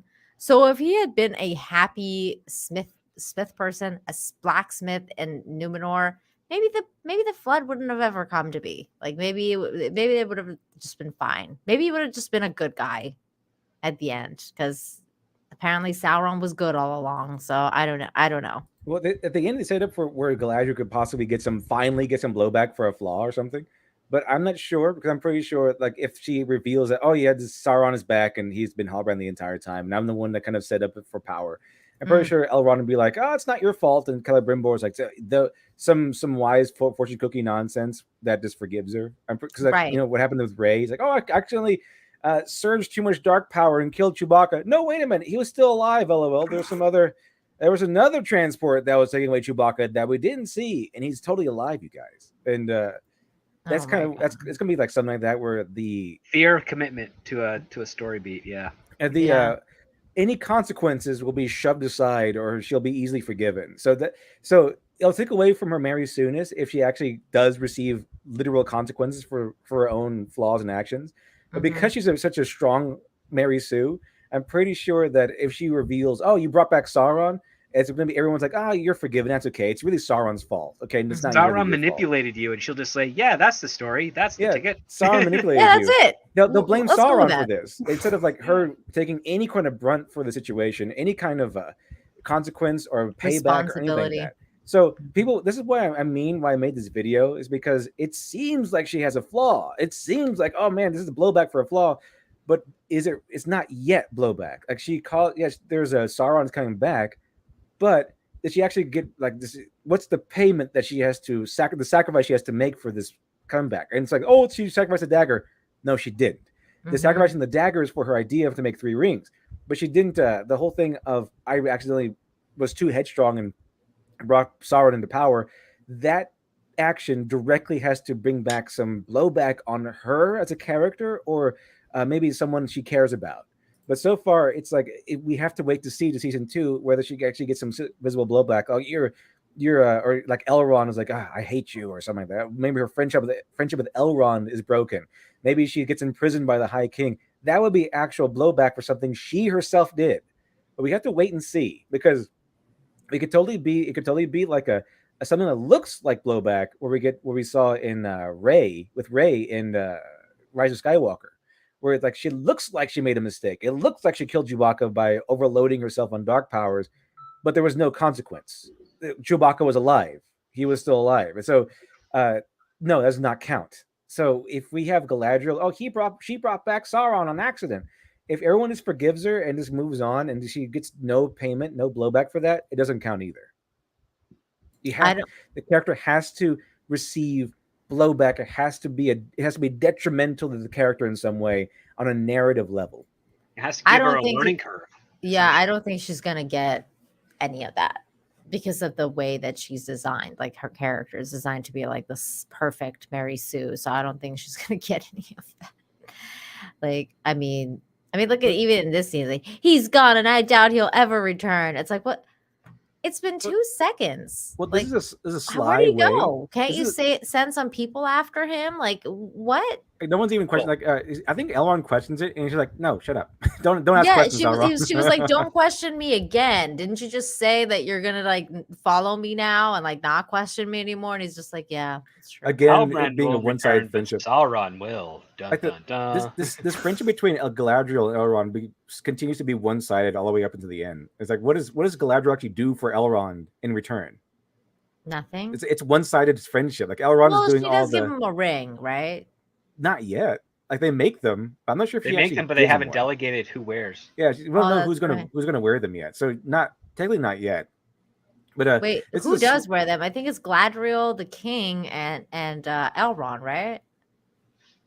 I think it's supposed to, baby. I'm not really sure. Yeah. But this is a sly way of them making it look like the Mary Sue character is getting blowback when they're not, and then like subverting it or like sidestepping it, I guess you could say. Like, oh, look, she did this horrible thing, but the consequences aren't there. So the consequences, I said before, have to be there. But you see, this is where we get into the nitty gritty of things, because we have to go in the nuances of it. Because you could totally say, oh, she's not a Mary Sue because she had this happen. She actually brought Sauron back. But there's no consequences. Now, an actual character, it would be they did something wrong and they received consequences for their wrongdoing, like direct consequences. Not accidentally brought him back, but everyone just forgives me. They accidentally brought him back, but everyone hates me now, and I lost my friendship with Elrond because of my wrongdoing. Because it's not just the bringing Sauron back; it's also pushing so hard for all of this and her doing all these things, and then when he find out she's wrong, and she did it, and it all resulted in this horrible stuff, then it should result in more than just Sauron being back. It should result in Elrond maybe breaking a friendship, the distrust from Celebrimborn, maybe being punished by the High King, exile, something like that, like actual exile. Not you get to go to paradise this time, but like actual exile. You're in a dungeon, and all there are books of magic that you have to read. Exactly. Something she has to be forgiven for, that she has to go through an act of contrition to get, to be absolved of. It's not just I accidentally killed Chewbacca. Oh wait, he's alive. Tee, you're forgiven. And Finn immediately being there saying, "It's not your fault, Rey. It's not your fault." Like someone has to be around there to say it is your fault and to give her, her comeuppance. Yeah, like it was your fucking fault. Maybe you shouldn't be a fucking bitch next time or whatever. Or maybe you should like rethink your actions or whatever, Exactly. anything. Because that's how you learn from your mistakes as an actual human being or elf or whatever, any sort of sentient creature. Usually you learn from your mistakes. It's supposed to be. That's kind of like what the hero's journey is supposed to be. So if she does get actual literal blowback in season 2, it'll degrade her Mary Sue status a little bit. But I doubt it at this point. I don't think they understand the concept of giving her a consequence, because then they have to write her out of one, and I don't think they have the capability to do that. Yeah, I'm pretty sure the writers are in the same school of, she actually brought Sauron back. That is the consequence, and that's the only consequence you have to face. Everyone else is like, I'm supportive of you, and here's some fortune cookie nonsense that means I forgive you or whatever. And this is also like a consequence, right? That she had to give up her brother's dagger. Like, is this supposedly a consequence? Like, I don't know. I mean, a consequence would be, okay, Galadriel, you've been a soldier this time. You may never pick up a sword and fight on our behalf or with anyone else ever again. Your warrior status is revoked. You are henceforth banished from the front lines of any battle. Like, you are now, you've got a desk job, essentially. A politician. Has a desk job and is not going to have as much respect. That's a consequence. Here's a nice little example of a consequence. Like if you're back with Adar, where she's talking to him, they captured him, and she's threatened to kill him and all of his kids and whatever. And she stabbed him with the dagger to kill him, and then the dagger broke as a result of her maliciousness and her sin. That would be kind of a consequence, where something she became so overwhelmed with this thirst for vengeance that the one thing she cherished was sacrificed as a result, because maybe like said, you're evil now, so I'm going to break, or something like that. So that would have been an example of a kind of consequence of her direct action, her direct sinfulness. Not just hey, we should have 3 rings. Okay, well, we need some more materials. Here's my dagger, I guess. That's not. And now I get to wear one of those 3 rings. Yeah, exactly. So it's a wrongdoing, and therefore, because of that wrongdoing, she takes a loss. She loses something important. Not, hey, we should make a 3rd ring. Oh no, I have to give up my dagger to get some awesome powers. That doesn't really count. I don't think so. Anyway. Right. And then we after that scene, we go back to the Harfoots, who've now like journeyed their way back, I guess. But I swear to God, this is like the same fucking image and like the same setting or whatever, like as like the first thing we saw. Like it's like they like, I feel like they just did this all in one shoot, because they just look the same, as if like nothing has happened from like the moment they've met each other. Do you know what I mean? Because this was like literally the same scene we saw where they were just like sitting and talking. I actually skipped this. Section because I knew it wouldn't really be all that important. I was like, they're going to come around. It could have been so much funnier. I was mentioning this on Midnight's Edge, but the two are talking, and she's going to join him on his quest, and he's like, I'm just going to follow my nose. And this direction smells sweet. And I'm just thinking all this time he should just slowly nudge her out of downwind so he can't smell her, because she stinks. Because she stinks. They all do. Like, he should have done that. But the other part too, and it was mentioned on the stream, is that he's like, we're going to go to Rune. It's a place of darkness, but it smells sweet. And like, is that them trying to convey irony? Like, the path to evil tastes sweet or something of that nature. I don't know, but it just seems kind of odd that they would make it. That's the way they're going to rely on in order to find this next the next location within the next following season. So evil places smell sweet to him. That sounds like Sauron to me. Just saying. Could be. Hey, maybe that's a clue. No matter the perils awaiting us on the way. It's literally the same scene. I'm looking at the same scene as the first episode where they're talking under the tree, and he's like, I don't know how to speak fucking English. Shot it from a different angle and did a redress, which is not uncommon. The problem is, it's like, how convincing can you make it to not look like it's the same set? It looks exactly the same to me, which makes no fucking sense. I mean, they have so much money. Like, it just makes no sense. And then the Harfoots are now a matriarchy because the dude died and she's in charge now and she doesn't know how to read a map, which was kind of funny because women don't know how to read maps. Yeah, the chubby one does. One of the first your entire species is a nomadic species that follows trails. Can't read a so map. all of you should be able to read a map, and yet none of you can. But I mean, women can't usually read maps, though. That's kind of truthful. It's kind of like they have like a nomadic tribe of people who just sail around, and none of them know how to swim. Yeah, exactly. That'd be kind of silly. Or like none of them know how to take baths. Well, in this case, they definitely don't. Oh my God, nothing but steep slopes. Because she was reading the fucking map upside down. I don't even know what to think about any of this. Well, now the dude is dead. I did think the fat hobbit was gonna go with them. I'm not gonna lie. Like I was like, oh, she'll show up later in the second season. Like, I couldn't leave you behind. You're my best friend. Like Sam. Yeah. Like he'll just pop in. Like he wasn't supposed to be there, but Gandalf was like, I have a use for you, Sam Gatch, because he was like, I didn't drop no eaves. Like he wasn't supposed to be there, but he was dropping some eaves. You know. I thought, I thought he was just, she's not gonna go because they just had this like epic goodbye and everything. So I was like, no, okay, so I she's think not that's going? legit. But like the first episode of season 2, she'll show up, be like, I couldn't stay away. I couldn't stay away because I realized I love you and I didn't know what a lesbian was until now. Yeah, it'll be something like that, but they'll somehow sew in the word Harfoot 10,000 times. We're Harfoot. I'm just a Harfoot, but we're good Harfoots. We have our hearts are bigger than our feet. Harfoots and Harfoots stick together, and now we can be like Harfoots lesbians together now when we can do some Harfoot scissoring. Oh no, their pubes would get tangled into a knot. They'd never be able to separate. Oh God. Damn, script doctor. Well, they don't bathe, they don't groom in any sense. Well, they put acorns in their hair. That's as fancy as it gets. I don't want to know where there are other acorns. Oh no.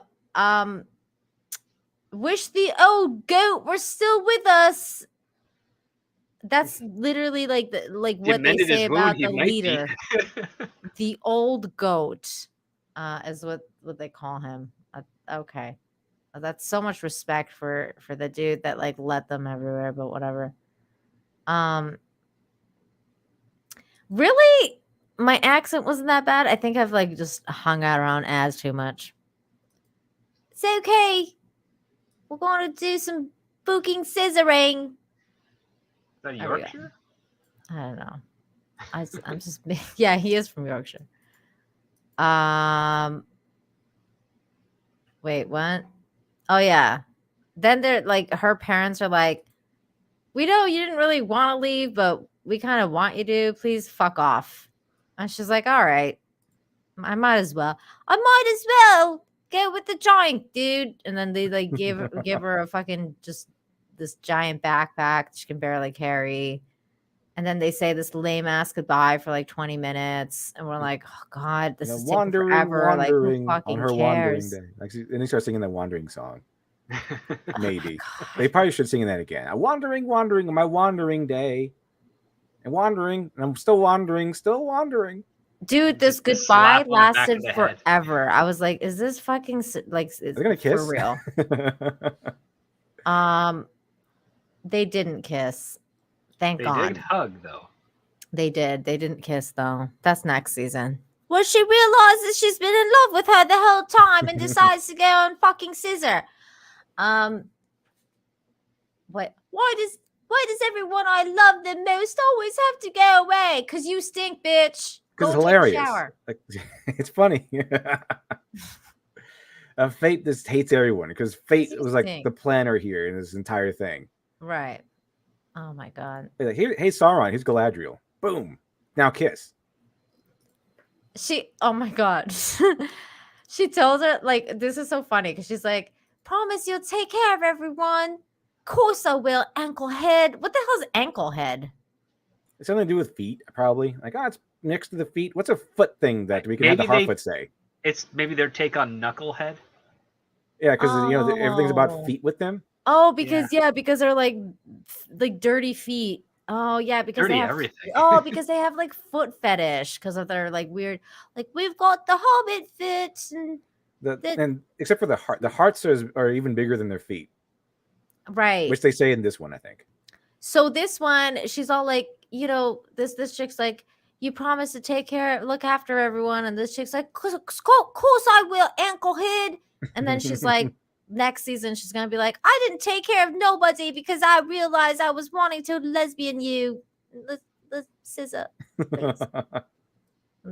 So for some reason, like she doesn't care about. I don't think the at all. Harfoots have ever seen scissors before to even know that reference. This is weird. Do women actually talk like this to each other? Like, this is how men talk to each other. Hey, take care, everyone. I sure will, dickbag. Come back later.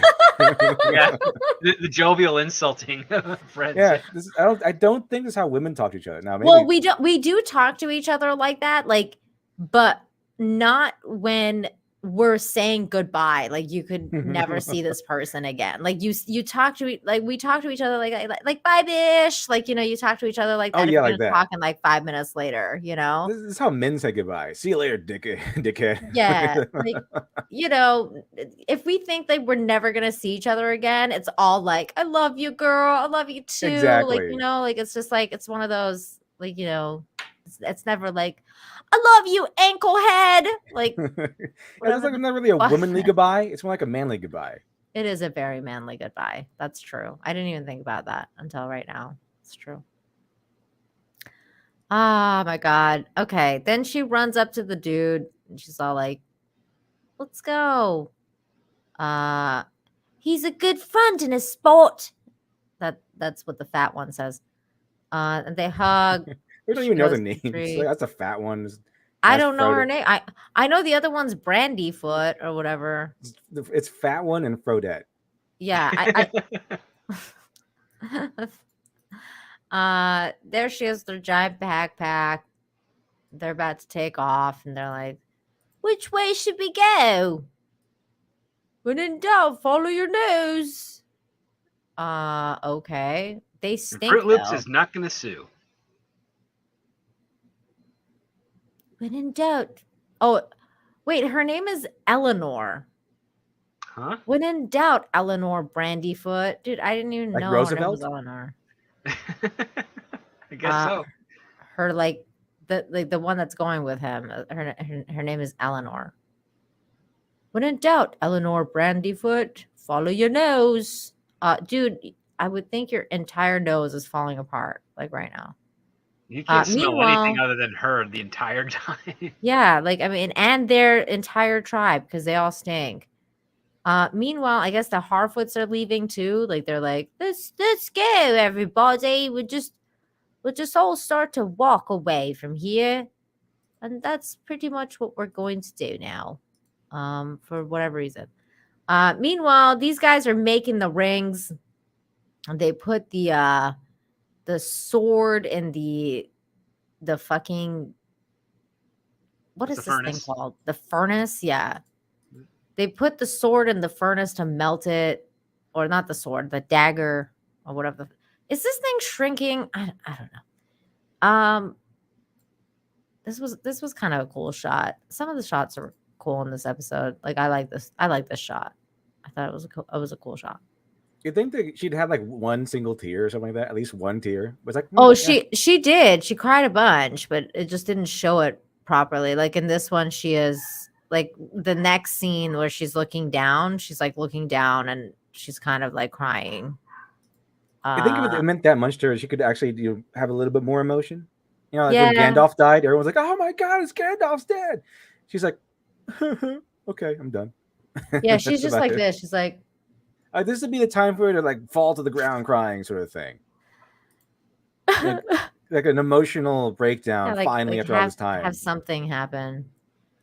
but no, because Anything. I mean, but I just no. go back to when they lost Gandalf in the movies, and everyone was Well, just, she like, was torn she apart. cried a lot during that scene where Halbrand is telling her, like, I'm gonna bang you or whatever. I don't know. Oh, this is the other scene I was gonna pause it on, because he was all like, "You'll be my queen," and like they showed him and her Stupid reflection. like in the future or whatever. Oh, God, this scene was such a fucking shit. But during that scene, they showed her crying like a whole bunch of times, like because she was all like, "I hate you, Sauron." But wasn't the crying angry? It was just angry crying. Like, I take this, Sauron. No, it was like a sad crying at first. Because Halbrand betrayed her. Because Yeah, because it was like actually the didn't really betray betrayal. her. He just was like, "Hey, I'm Sauron, by the way." Yeah. Oh God, I just read that. And you, my king, like ew, no, no one wants to see that. But yeah, that was the scene where she was crying. I don't know why I can't like get that on there now, but anyways, who cares? Let's go back. So then after this scene where they melt the thing, we go for another 10-15 minutes of watching like metal melt. And then Celebrimbor is like, melting it and putting it in different, like in a different format or whatever. And they all kind of look like they're all having an orgasm or something. Like it's some sort of weird like fetish porn thing going on. Like what? Like I don't know Celebrimbor what's fetishes, going on, but that this totally fits with it. Look, like from here, it looks like he's spying on Elrond or Halbrand undressing or something. right? Like it's like, let me see Didn't we that. see that butthole. same look on Norman Bates in Psycho? Oh my God, that's true. That's a good one. I'm capable of being fooled, even by a human, Halbrand. No, I'm serious. So like that was like the last scene, and then this is like the scene after, and he's like, "Yes, my butthole is ready for you, sir." I'll show you a ring of power. A lot of Let's them. make them rings. So then they make the ring, and then you see you're literally seeing the fucking lava and like shit, and you see more lava in this scene than you do when that volcano fucking erupted. And they're doing their thing. Wait, what is this? They have a random shot of this rando dude like making something. I'm just like, okay, whatever. I think no, they're sanding the spurs off the raw metal that was the ring. Oh, that's right. That's right. That's what they're doing. That's right. But that was a rando dude. It was like, yes, we don't know who he was. We don't know who he is. He's just like Celebrimbor's like assistant that he bangs on the side. I can see that, yeah. Yeah. So then we see more of Elrond climbing a tower or something. And then no, wait, he goes to the river where he finds that what's it called? Because he's like all concerned about Galadriel, and he's like, what's wrong with her? Like, why is she all weird now? And so he goes to like that spot where she dropped this thing, and he finds out what happened. And because he's like asking her like, well, Halbrand is, and she like refuses to answer and blah blah blah. So then he comes back, and Celebrimbor is like, what's up, yo? What's up? Because I got something for you. I got something for you. Because I made it. We made it. It's them 3 rings. Look at them. They're so pretty. We did see these jewels earlier, where Halbrand was actually commenting on them in that scene where he's talking about like making something pretty, and he's like, oh, these jewels are really pretty. But we didn't really get to hear about what the jewels were or what they signify. I think the white one is air, the blue one is water, and the red one is fire. Oh, okay. Did they actually say that? Because I don't remember. I think that's just from I think I learned that off of one of Elaine's Nerd Cookies videos on the Lord of the Rings lore. but they didn't say that in this show. So I was like, what? Some Infinity Stones. Yeah. So that's it. That's the rings, and I think that's the last scene, isn't it? Yeah, like the last scene. What's her face is like, yeah, we got the rings, bitch. To Elrond, and Elrond and them kind of like look at the rings like, ooh, there's the rings. We got 3 Finally, of something them. relates to rings in this show. And that's Only it. took 8 episodes. It took 8 episodes and what felt like an eternity. 8 hours in the Rings of Power. We finally get something close to rings. They finally like, oh, we should make rings. Yeah, maybe we should make rings. Oh my god, I forgot about this because after the ring shot, there was also this. Well done, Halbrand. You have earned your apprenticeship here. Oh my god, I swear every time Celebrimbor is around, I'm just like, somebody's getting raped. Like, I don't Yes, know what's going on, Halbrand. You but certainly have displayed some oral sensitivity. I think I Oh my will hire you on. oh wait. We forgot the last scene. Come on now. That I was joking. This was the last scene. With the It's yeah, Halbrand, with or Halbrand. aka Sauron. He's going back to Mordor, Adar, or something. He's and going he's gonna go back to Mordor. I want to see his story. I want to see him have the Mordor Civil War going on. I think that'd be kind of cool. Him versus Adar and see what he does. I want that to be the focus of all the next episode, at least season or whatever. That'd be pretty interesting. But you're not going to do that because you have to have your ensemble cast. Well, I think he's gonna go back there, and then the orcs or whatever are gonna be like, wait, you're the Dark Lord Sauron? Okay, we're just gonna follow you then. Like that. I mean, isn't that what the orcs kind of do? Like they follow Morgoth or Sauron, right? Like that's what their purpose is. I think in the lore, Sauron and Morgoth worked together because they had the same enemies. I think Sauron and Morgoth didn't really like each other that much. They had different, like Morgoth wanted everything dead. Sauron is a little more lenient. He was like, I want you dead if you don't submit to me. He wanted subjects. Yeah. But Morgoth wanted to destroy everything and bring everything to chaos. Sauron was like, it's fine. Just kneel down and we'll you're good to go. That's why the Southerners are like the Southern people are like, hey Sauron, we'll serve you pretty good. Can we come on to your army or whatever? And so that's why they're expecting Sauron to take him on because they sided with Sauron before. Because Sauron was like, hey, as long as you're loyal to me, it's all good, bro. And that's about it. He only wants you dead if you don't submit to him. Right. That's true. That's what I heard. This is kind of a cool shot, actually. It's his eyes. He's looking at Mordor. That's his house. He's gonna go make his tower, right? Because he doesn't have his tower yet. We got the Mount Doom in a kind of a dumb way. Like it's just randomly Mount Doom here. Yeah, because he's got the Eye of Sauron's on top of a tower, so he's gonna have to go make his tower. He's probably gonna go make the orcs make that tower for him. Probably, right? I think. I guess he has to get the orcs first. Let's see how he does with Adar. I guess in 20 years when they come out with season 2. This is also like another interesting shot / what's it called? Like member berries because of the Eye of Sauron. It's like, ooh, look at his eye. It's Sauron's eye. Literally the Eye of Sauron. It's literally the Eye of Sauron. Look, we're Tolkien experts. We're totally know what Tolkien is. Look, the Eye of Sauron. He's got Sauron's eyes because he's Sauron.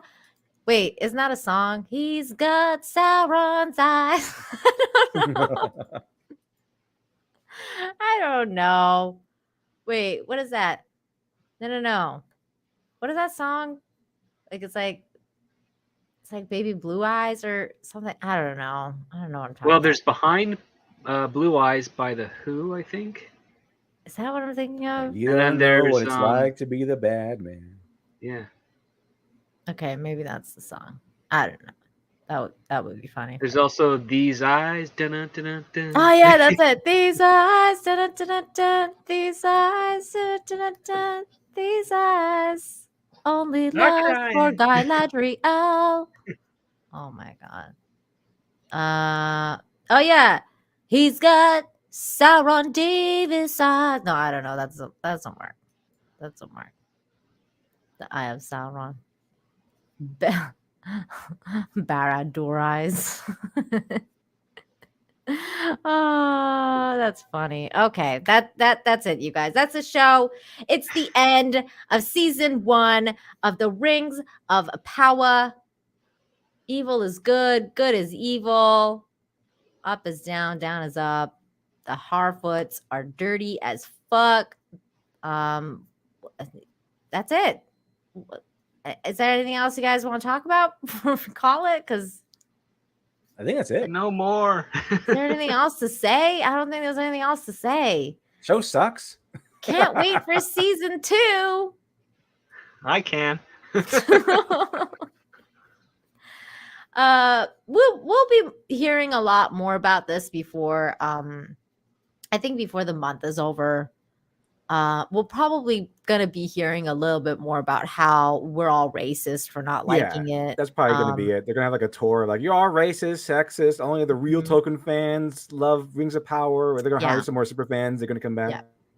Yeah, I feel like there's gonna be a few more articles written about how much we're all like just racist and sexist, and how we're all just fucking stupid. And if we didn't like the show, we can fuck right off. They'll find some like a Tolkien quote that's like, "Oh, look, Tolkien would totally agree with us, and he is against you guys. Right. He's totally whatever." They'll get some of those. Yeah.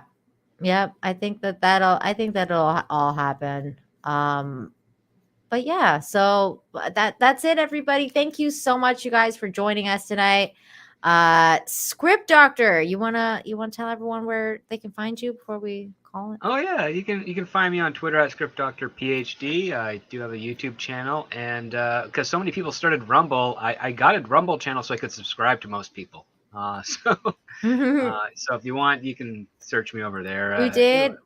Okay, Yeah, you're gonna have to subscribe send to me. you, You're gonna have to James, send me your link so that I can share. Did you actually make a channel? Because it's I very linked it to my complicated. YouTube. That's as far as I got. I don't know anything else. Yeah, you're gonna have to actually make a channel on Rumble. Like you have to go to your section and then go to like scroll down and then go to a channel and then say create a channel. It's a whole fucking thing. I I'll clicked tell you whatever Rumble told me to do to so I could subscribe to people, and there are videos on my thing. So Okay, that's good. whatever. It's All done. right, But send yeah. me the link later so that I can put it on the thing for you from now on. Literature Devil, plug your wares. Yeah, thanks very much. Also, I want to thank everyone who backed, because I got some backers during the show. Oh Apparently, yay! I'm at 88 now, almost to 7,000. So thank you very much for backing it. Appreciate it. We had the support. Yeah, look at our 6,725. That's pretty good. Amazing. Yeah. Thank you much, everyone. Yeah, so Dr. Alpha, Dead Men's Lullaby, Volume 1 is now live. It's 70-plus page graphic novel, fully colored. It's going to be fully colored just from the get-go. And it's going to be a lot of fun. I had a lot of fun writing it. The people working on it are having a lot of fun drawing for it and drawing the panels, and it's going to be action-packed with some drama sewn in. I think you're going to like it. I think everyone's going to like it. That's awesome. I'm sure everybody is going to like it because we're all just sick and tired of shitty storytelling like Rings of Power. So, hey, why not this? Why not back something that's going to be worth your time and worthwhile? Look at this. This is beautiful art. I really like it. Are all the panels going to be in color, or are they going to be somewhat like, some of them going to be black and white? They're going to be all in color. Nice. That means some panels are just going to be that grayscale because of memory, like a flashback or something. But for the most part, it's going to be in color. He's naked. Yeah, he is throughout a lot of the book. Look it. He does Beowulf style fighting. He does naked against all the bad guys. Ooh, there's some nice boobies there. Nice cleavage. He's naked. He has to fight a bunch of guys naked. He's naked. I'm gonna buy this book. You get an art I print like of him. it. If you scroll down, you get there's a page of him in an elevator. And that's going to be the art print you get. It's going to be it's a little bit lower down, I believe. There it is. Oh. Oh my god, that's You hilarious. back the second tier that's signed in the art print. This is the art print you're going to get. It's going to be colored. I just haven't got time to have it colored yet, but it'll be colored. Cool. But this is going to be the art print you get. That's awesome. There you go. It's very cool. It's very cool. I love how you guys are just creating things. It's awesome. It's fantastic. So make sure you guys back the book. And as for me, I'll be on Midnight's Edge tomorrow for Toxic Femininity. And Tuesday, I'll be on the Real BBC. Literature Devil, did you want to plug anything else? Your channel? Or No, that's about it. Well, you can find me on YouTube, Literature Devil, a channel. I recently released a video on Rings of Power. It's making a lot of people cry, mainly because I use the word secretly in the title. Everyone's just mad at that. Like, how dare you secret? She's not secretly a Mary Sue. She's blatantly a Mary Sue. Yeah. That's like the I think it's the bulk of the comments in the video. How dare you say secretly? And then every once in a while you get one is like, no, she's not a Mary Sue, blah blah blah. The same defense you got for Rey during the Star Wars sequel series, like the same exact defenses. It's just Galadriel now. That's funny. That's like funny. This character, you like Legolas, you like this. She's not a Mary Sue. She has flaws in there. Blah blah blah blah blah. It's all the same crap. It's the same thing with like She-Hulk too. Like it's all the same defenses, but now I know what they are. And the thing is, I know a lot of them haven't watched the video because like, oh, you know what? I could debunk this in one sentence. She had hundreds of years of training, and that's why she is good at stuff. Well, I addressed that in the video, so I know you haven't watched it. That's funny. Yeah. So that's it. You're good. Do you have any streams coming up or anything? Not really. It's my usual morning stream. Okay.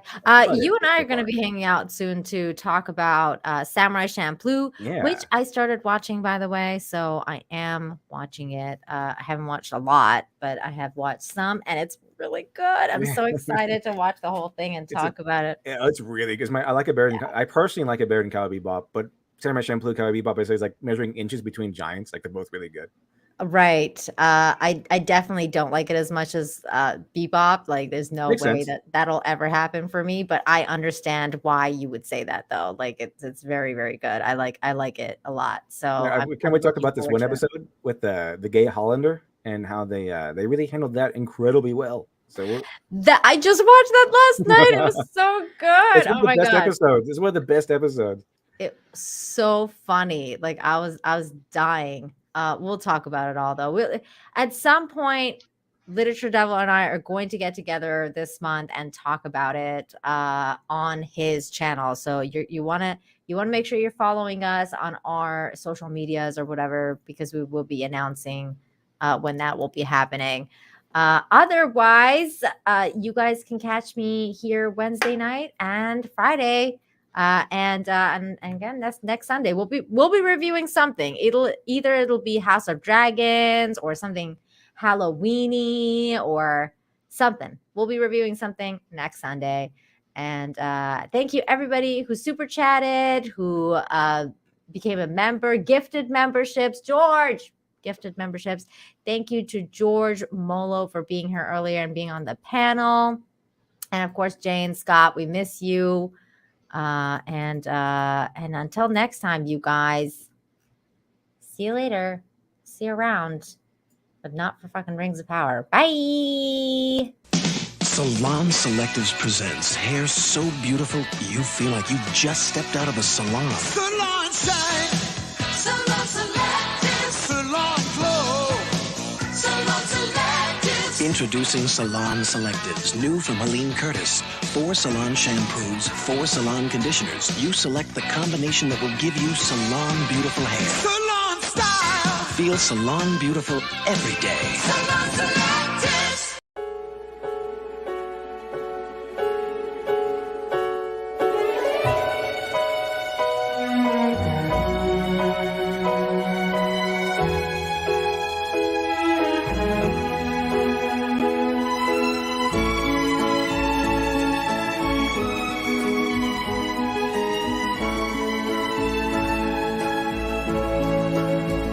The Young and the Restless. This portion sponsored by Oil of Olay. Oh yeah, everybody go watch Simcast on Chrissy Mayer's channel. Say Nina Infinity Raid. Bye.